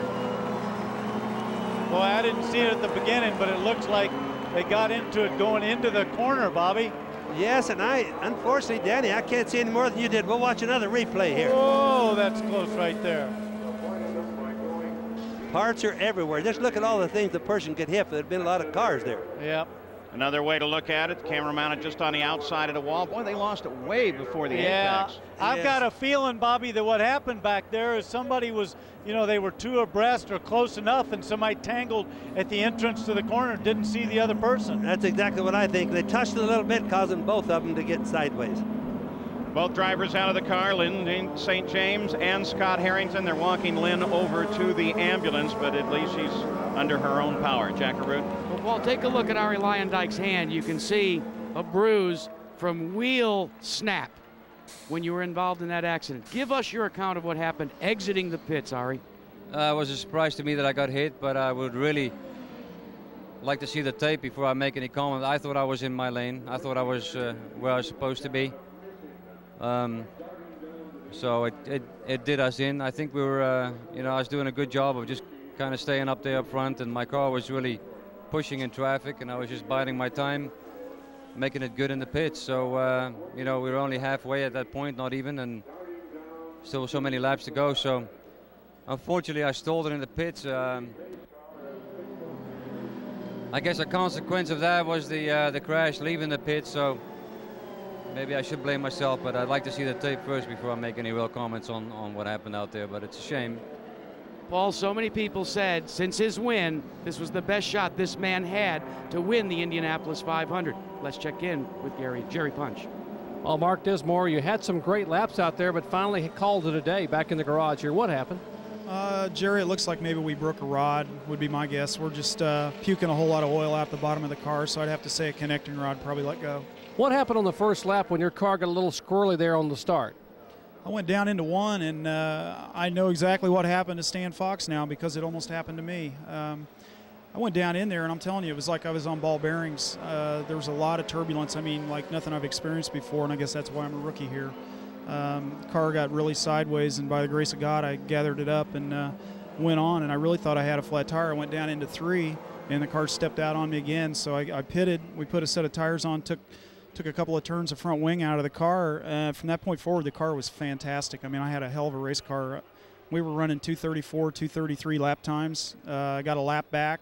I was working on getting the other lap back. The guys were only 3 or 4 seconds ahead of me from getting my other lap back, and we would have had a shot at this thing for sure. Mark Dismore's first start, and he learned a whole lot. Gary Gerould? Well, Jerry, the two cars that were up front that made those stops just prior to the yellow, Davy Jones, Roberto Guerrero, has left Team Himmelgarn here, possibly in the catbird seat. Lee Koonsman has been talking, Ron Himmelgarn, the engineers plotting strategy. They keep looking at the computer. They tell us they're getting excellent fuel mileage, and here we are now inside 40 laps to go. They think that they can hold it out to about lap 170 before they have to make what would be their final stop of the day. We're on 164 right now. Paul? So, and let's go back. We still are not sure why this situation occurred between Harrington and Lynn St. James. This may help us. Oh. Harrington came right up into her. Two abreast there, as we saw two abreast, and I can't tell whether Lynn turned down or Scott, but there just wasn't enough room on the racetrack for both of them. And heavy damage to that car, but the good news is both drivers were able to walk away from this situation. If there's any medical update, we'll give it to you.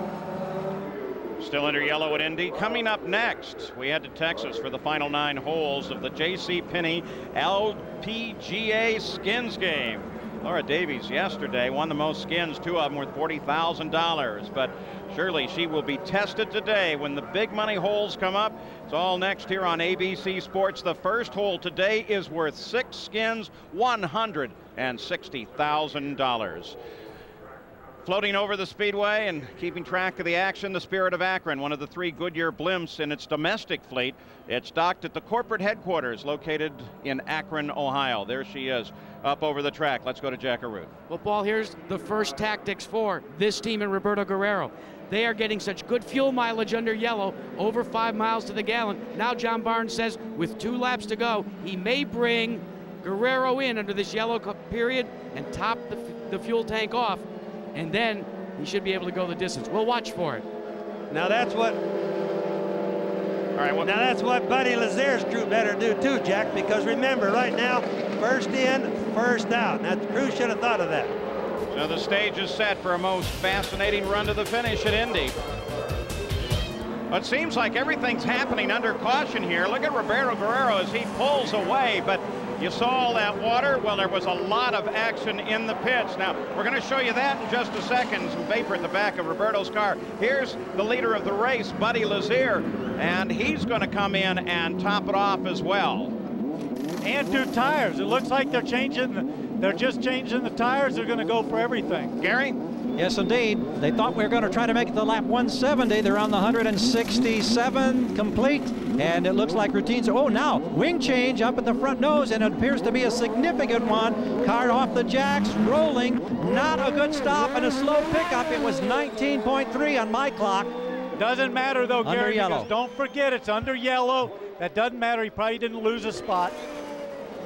So let's go back now and we'll show you what happened just a few minutes ago to Roberto Guerrero.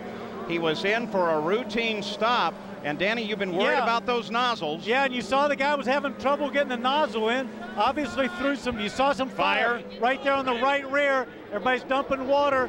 We're trying to get it out. But look at Roberto, he stays with the car. Well, he doesn't want to get out. If he's not being warmed up by the fire, so to speak, he's not going to get out. The guy's holding him right there saying, okay, but in a second you'll see him start to get out. You saw Roberto, there's the nozzle, Danny. Yeah, I tell you what, I've been worried about those things all week. They're new, they're fast, but I tell you. And Jack Arute? Well, we've got a new nozzle going on. John Barnes engineering that right now. But if I can get my cameraman, we have the original nozzle here, guys. Now, let me show you what happened. You see the rounded edge? Right there. Now, when the fuel man went to put it in, you push it in, and you've got to turn it and push it again. But he came in at an angle, had trouble getting it in, kept trying and forgot to push it in. When he finally pushed it in, it malfunctioned, and there was a fire. And Jack, let me ask you a question. They didn't get the fuel in the car, isn't that correct? It was awfully hard to tell, Danny, because there was so much confusion, but from my vantage point, it looked like they didn't. And I'll tell you what, I don't have a lot of hair up here, but the fire singed what little left I had. Well, was there anything else on the car, Jack, that you know of that burned? Was there any harm done to it? No, they were very fortunate there. In fact, what was really quick action by the crew really saved Roberto. Roberto was not in any danger at all. They got the water there, and now they're just going to try and get things gathered back up. And do they have to stop one more time? Because if they didn't get that fuel in, he still has to make another stop. I still think some of these guys are very close on their final stop, nevertheless. Davy Jones, the 70 car, it's white and black, trimmed in yellow. It's the leader of the race. Davy Jones is out in front, despite the fact he's down in the order. In second place, Alessandro Zampedri. And then Richie Hearn, the rookie, Buddy Lazier, and Roberto Guerrero. Those 5 cars are on the same lap, and so they are in this lineup behind the pace car.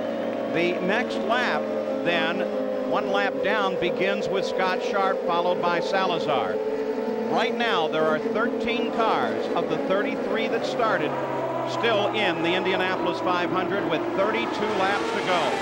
As the pace comes up again, Salazar is at the front, and he comes toward the green flag. Davy Jones tries to make a move to the inside, still trying. Salazar's taking him all the way to the wall. Took him all the way to the wall. That's really not good. That's Salazar 2 times now he's done that today. And there goes Zampedri. Zampedri goes for the lead of the race, and Zampedri's got it. And Davy looks like he's slowing down. He might be just gathering himself up.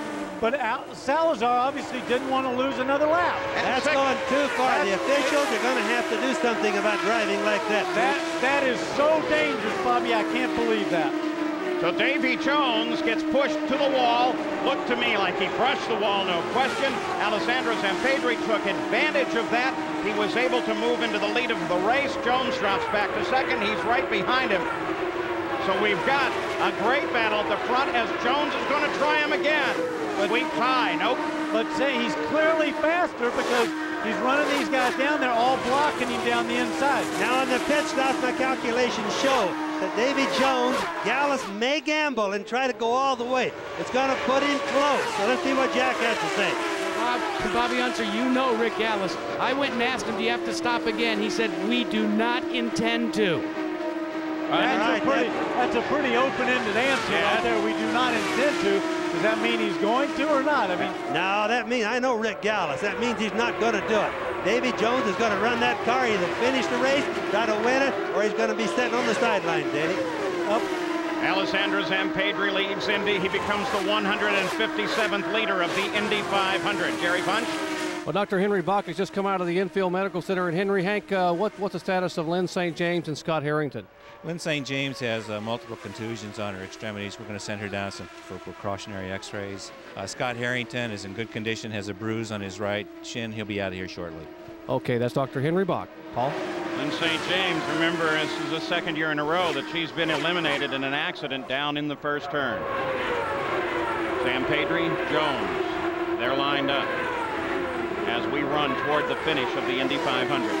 Well, Bobby, here is what set that situation up. Jones moving to the inside of Salazar.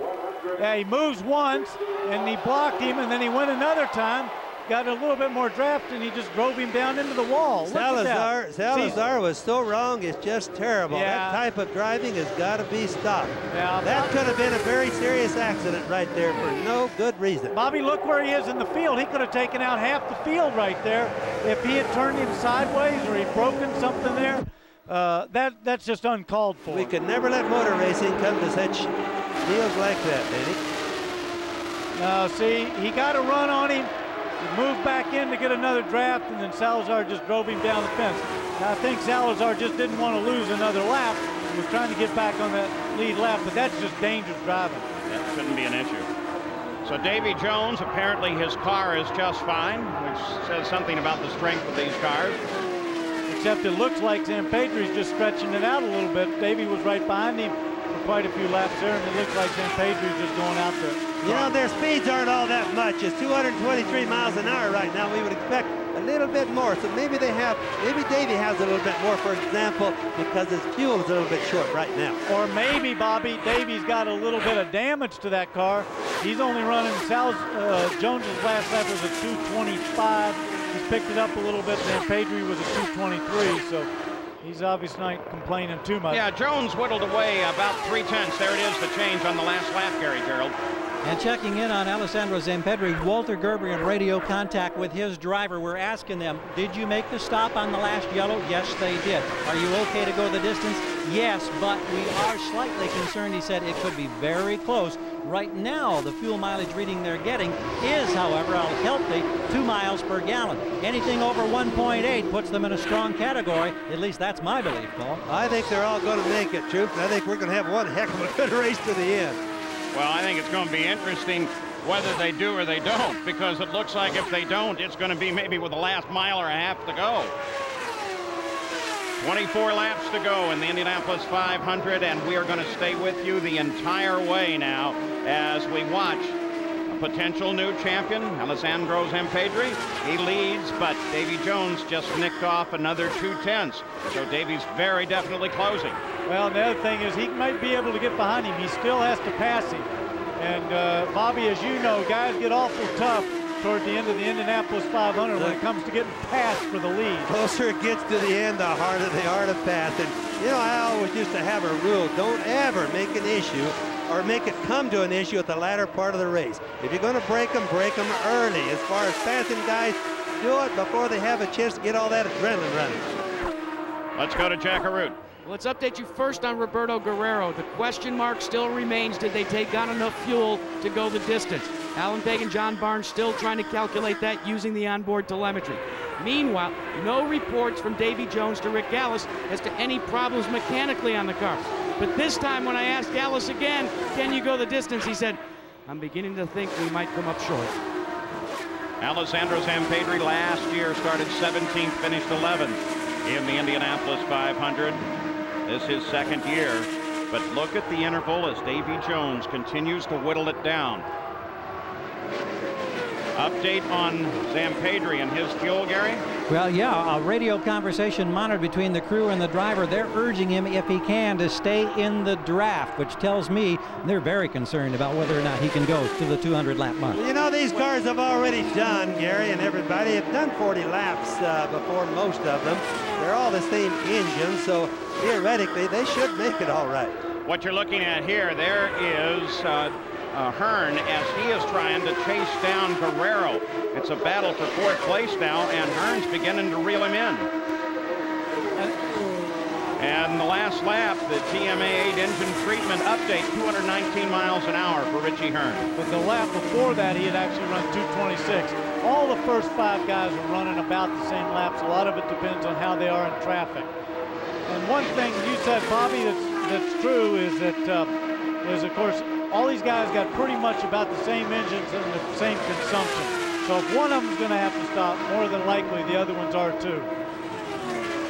At the front, Zampedri is being closed by Jones, now down to 6/10. Jones continues to whittle away while Hearn works on Guerrero.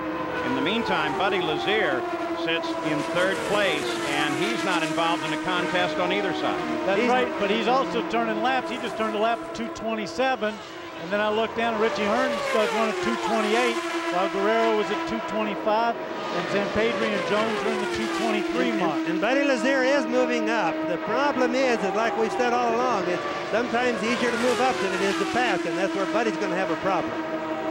Just crossing the 180th lap, heading for lap 181. I think all these pit stops, if everybody notices how touchy it gets on fuel consumption and everything, all has to do with teamwork. We always talk about it, but that starts showing you how important. For example, in Lazier's deal, he should easily be leading the race. The problem was that Lee Koonsman brought him in too late. The old rule, Danny, like I said, first in, first out. Those guys should know that because they've been going at it a lot of years. You got a glimpse there. Looks like we're getting some bottoming on Guerrero's car now. Well, we are. He's got that down low, but I thought I heard something, which out of Richie Hearn's car was the rev limiter when he was being drafted down the straight by Guerrero. Now that'll be interesting because that'll mean he can get up to him, but he can't necessarily pass him. Well, Hearn is right there right now. Zampedri. Jones has kind of stabilized at 0.7 of a second behind the leader of the race, Alessandro Zampedri. Yes, but Buddy Lazier is turning laps up there in the 228s, so he's going to be closing down on him. Lazier's moving up about a second a lap. And Lazier is now 3.4 seconds behind the leader. Oh, it's just great. And let's not forget the cars get awful tough to pass when it comes down to the last 20, 15, 10 laps. You know, they don't handle as good, Danny. They're light on fuel. Look at Hearn. Look at Hearn. Hearn got right up behind Guerrero, almost got him. At the same time, you watch the numbers change at the top of the screen on Zampedri and Jones is now only 4/10 back. Shows how tough it is to pass him. He's drafting him awful well down there. He's running a little bit quicker, but he's got to be able to get by. You can see how important the drafting is because they're looking like a snake going down the road. The interval between Guerrero and Hearn is 1/10 of a second. And Jones now right behind Zampedri. Zampedri, that red number 8. And Davy Jones, the black and white number 70, just behind him. Traffic is going to play a critical part, it looks like, toward the end of the race. Jones closing in. Look at the difference as he was closing, just inching further forward. But here's something to consider. In the 79 previous runnings of the 500, 12 times the driver leading with 10 laps to go has not won the race. An additional 12 leading at lap 180 have also not won at the 500. And if fuel is going to affect any of them, it could be just most all of them, Paul. Oh, and it looks like Richie Hearn passed Guerrero. He got him and got him big time. Look at that. We didn't see the pass, but boy, he's moved right out in front of him. So Hearn moves into 4th place. It's Zampedri, Jones, Lazier, Hearn, and Guerrero. 5 cars on the lead lap. There is Richie Hearn. What a nice, smooth day he's had. Formula Atlantic champion, comes out of a road racing background, but has found his way around Indianapolis. Davy Jones doesn't seem to be pressing it with them Patriot. He just seems to be following, using a good draft. My idea there is that they're a little short on fuel. He's trying to conserve some. Gallus is going to give him the go-ahead later on and see if he can pass. And here is the fight for the lead as they close down on the green and white car of Eliseo Salazar. That red car, of course, is Zampedri. And Jones is chasing. Dropped back a little bit in the past couple of laps. That's through traffic. Could be through traffic. But you know what? We also heard from Zampedri that they said stay in the draft as much as possible. Maybe that's what Davy's doing, is just sitting back there for a little bit longer to conserve a little bit more fuel. Salazar just ahead. Zampedri and Jones, the battle for the lead. Now back down under half a second.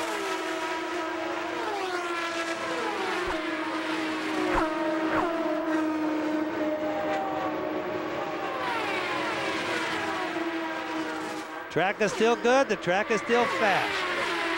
Bobby, these guys are turning up some fast times. They're running 224s, 226s.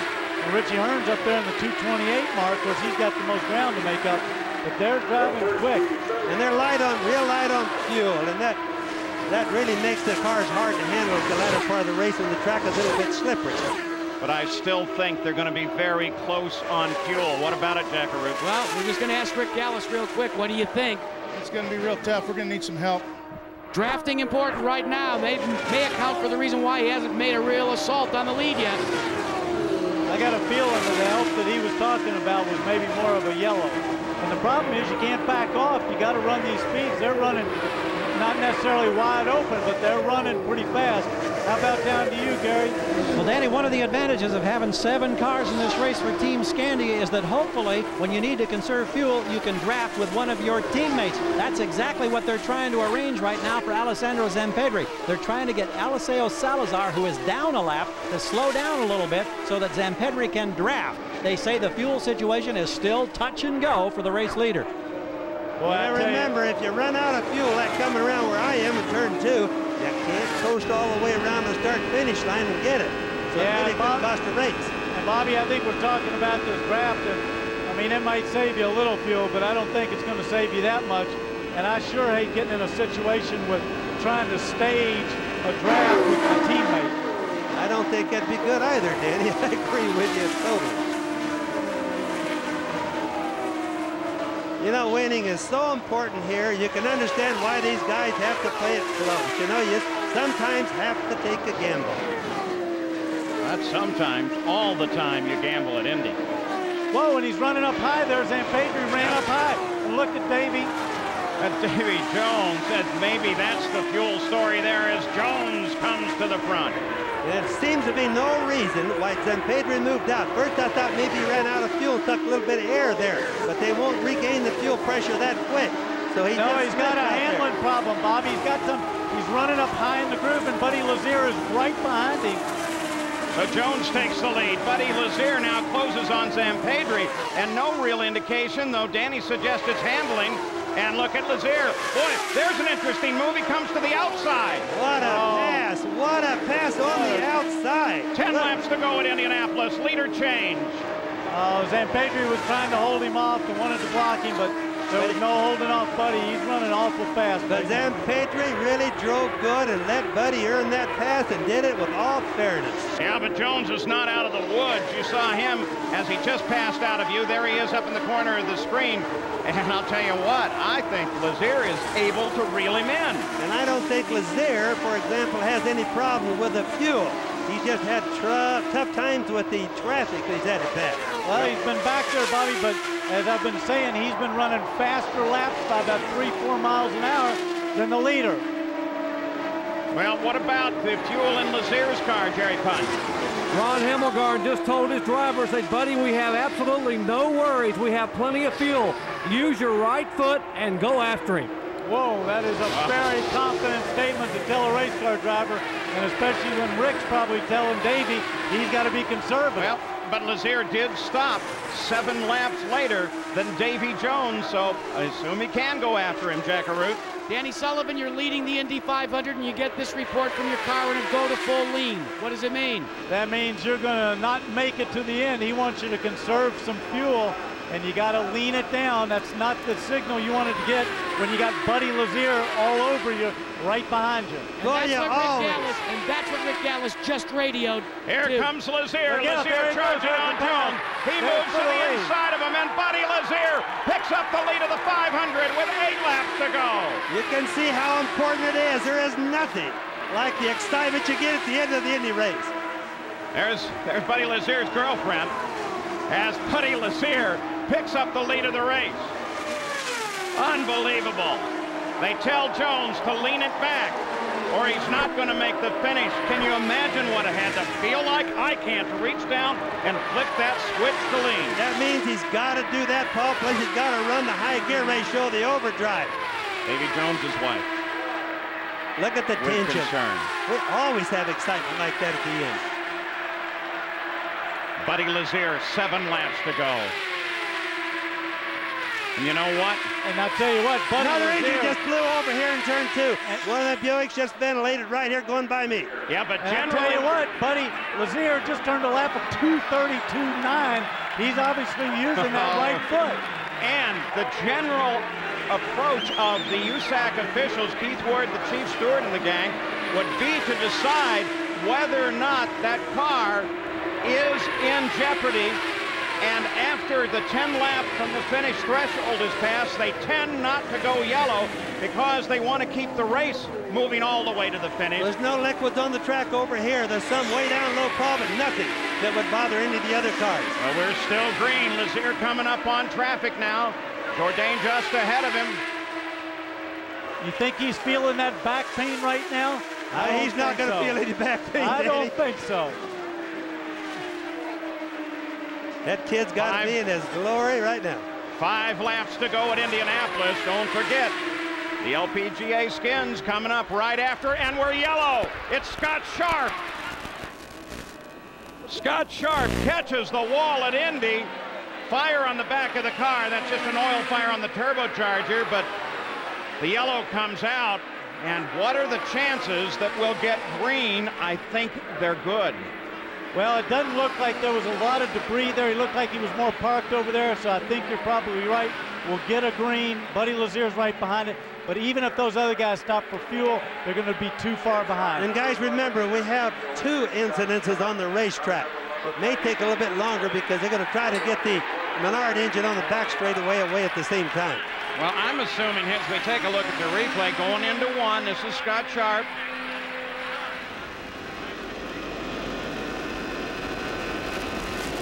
Boy, it just looks like he lost it there. So maybe, Bobby, right there in front of you, is it maybe slick from the engine earlier? I don't see any signs of it whatsoever, Paul. I see no problems down here, and none of the other cars have been moving around in my section.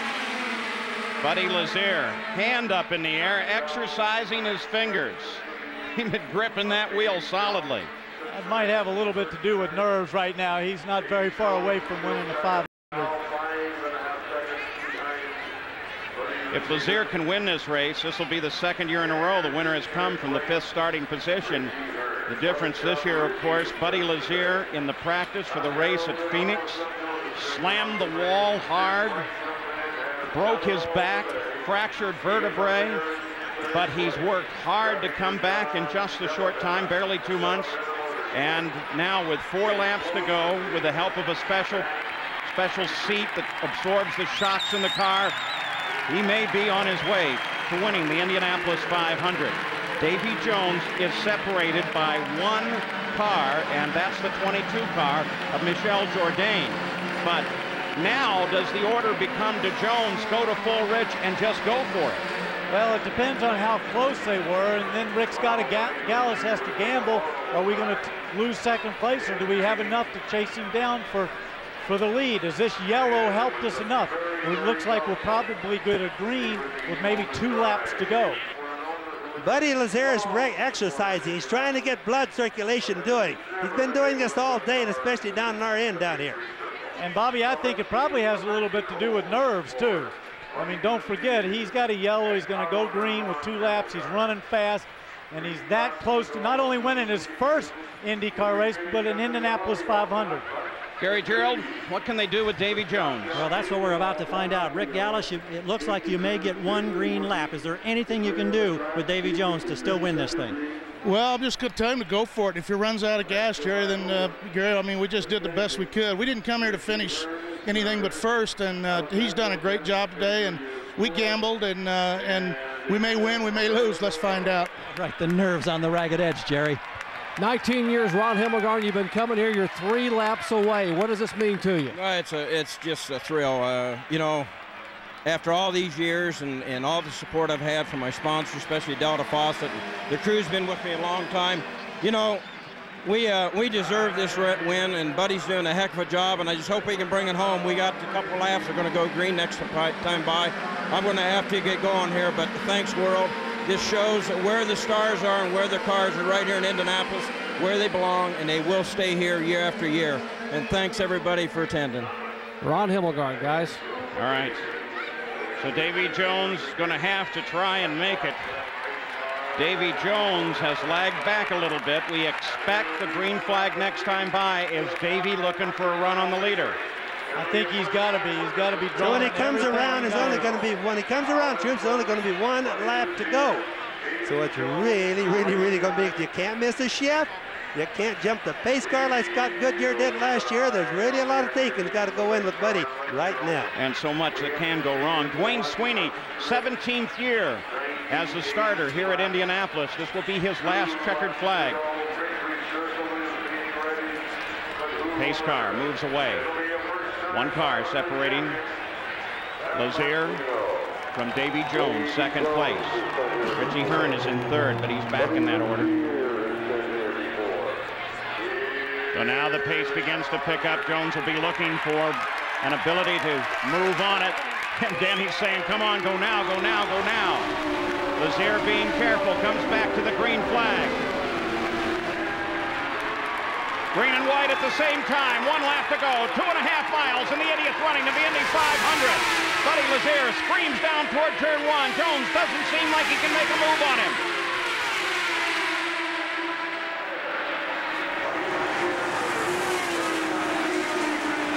Onto the backstretch. Looking good coming out here. Jones still looking for a chance to move. He's trying to get around Jourdain. He's around him now, in contact with the leader. The 3rd turn, 1 to go at Indianapolis. Buddy Lazier taking a look at the 4th turn, comes off the 4th corner. And the checkered flag lies just ahead. as Buddy Lazier takes the checkered flag and wins the Indianapolis 500. Firestone's first win since 1971, and a crash on the finish. Big crash on the finish of the race. Salazar, looks like Zampedri, and Guerrero. The cars that were running 4th, 5th, and 6th all crashed together at the end of the race. It's Salazar looking down at his feet to make sure they're okay. So a battle that was developing really for 4th place. There's the two participants in the battle that aborted itself just before the finish. Has Buddy Lazier. What an incredibly great victory. He takes his win at the Indianapolis 500-mile race. Here are the unofficial results as Buddy Lazier has taken the win. Here in Victory Lane, the hallowed grounds of the Indianapolis Motor Speedway, Buddy Lazier, racked with pain, trying to lift himself right out of the car, getting the congratulations of his crew. Remember, his back looked like a hard-boiled egg smashed on the ground, so many fragments after the terrible crash at Phoenix. But his father came up and was the first to congratulate him. Another second-generation driver. His father qualified here at the Indianapolis Motor Speedway, but now his son has found his way to winning the 80th running of the Indy 500. It's a slow process for Buddy Lazier, and I think we might literally have our first interview with the driver still sitting in the car because it is indeed so painful. Buddy, finally, a win in the Indianapolis 500. When did you begin to dream about this? Before I can remember. It's just, right now, it still feels like a dream. It feels like I'm going to wake up and I need to go to the racetrack to get ready to race. Well, let's conclude the rest of the dream with the ceremonial crowning of you. As you stand up, you can see the pain, but this is happy pain, as the Borg Warner Trophy has been placed behind Buddy Lazier, and now the winner's wreath. Young man, you join an elite group now as a winner of the Indianapolis 500. I'm sorry? Welcome to the Indy 500 winner's circle. So it's awesome. Awesome. Is it sunk in yet? You're awfully low-key right now. One would think you'd be really genuinely excited, and you're just kind of standing here with a big smile. No, it hasn't sunk in. It's not going to sink in for, I'm sure, a week or two. It's unbelievable. When you came here and saw your father compete and qualify, and I know you've got the pain, so sit back down in the car. This is truly an athletic achievement, but when you saw your father qualify, did you ever think that you would actually win the race? I don't know, you dream about it and you feel like you've got some ability, but you have to have a car like these guys. Himmelgarn Racing, Delta Faucets, and Montana gave me a great race car. Well, congratulations. Celebrate now with the ceremonial swig of milk, and let's go back to the tower. His first IndyCar win, and it's the one that counts, the Indianapolis 500. But as he was crossing the finish line, taking the checkered, Roberto Guerrero lost control. Spins there, and he gets up into the Look at Zampedri. Whoa, I've never seen that red car get up like that into the fence. He's upside down still right there. Now he hits Salazar. He's still upside down, and it flips him back over. Unbelievable. Unbelievable accident right there. Another look at it. Here comes Guerrero. He loses it. He just loses it. Whoa. Whoa. Up so high over the top of the camera. And those two guys were, look at that. The force in that just took those unbelievable accidents. Well, that hit on the fence by Zampedri flipping upside down was unbelievable. This is from Salazar's car. Roberto loses it down to the left. Comes across. Look at that. Salazar literally goes under it. Look him duck. Did you see him duck? Unbelievable. He ducked his head. Drives under it and then is hit from behind, but that hit puts him right side up. Let's go to Gary Gerald. Davy Jones finishing up an interview here with the Speedway Radio Network. Davy, I've got to ask you about this situation when you come so close to winning this great race. Are you bitterly disappointed, or are you satisfied with a great second place finish, the best of your career here? Well, I'm ecstatic. You know, I mean, to finish second place is just phenomenal here at Indianapolis. You know, yes, I'm disappointed because, you know, the whole Delco Electronics, Gallus High-Tech team, they did a phenomenal job all month, and we really controlled this race, and I think that it was our race. I only made one mistake. You know, I tried to get by Eliseo Salazar on the start, and he stuffed me along the wall on the pit straightaway, and it knocked the balance of the car out a little bit that we worked all race to get there for the end. So I just tried to make the most of what we had, and you know, my congratulations to Hamilgard and Buddy Lazier. Thanks, Davey. Jerry? Take a look at the aftermath behind me of that final lap crash involving 3 cars. Roberto Guerrero's car, what's left of it, has ended up on pit road. We have just talked to John Barnes a moment ago, and Barnes has told us that Guerrero is okay, and we have been told that Zampedri has a wrist and leg injury and will be taken to the care center. And also they said Salazar has been taken to the hospital to be checked out, but thus far we have no confirmation of any serious injuries up here as yet. Boy, that's terrific news. Now, as the celebration goes on in the victory lane here at Indianapolis in front of the Master Control Tower, should there be any change in any of those reports that we've given you on Salazar or Guerrero or Zampedri, we will come back and give you an update on that during the skins. Now here's the TM8 engine treatment race summary at the conclusion of the race. Buddy Lazier takes his first win at 147 miles an hour. Not nearly a record, that still belongs to Ari.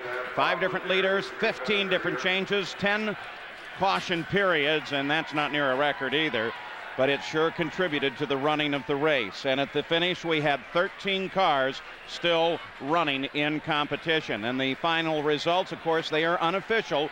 They'll be posted, and then after that there is a period during which there can be protests, but it's not expected today.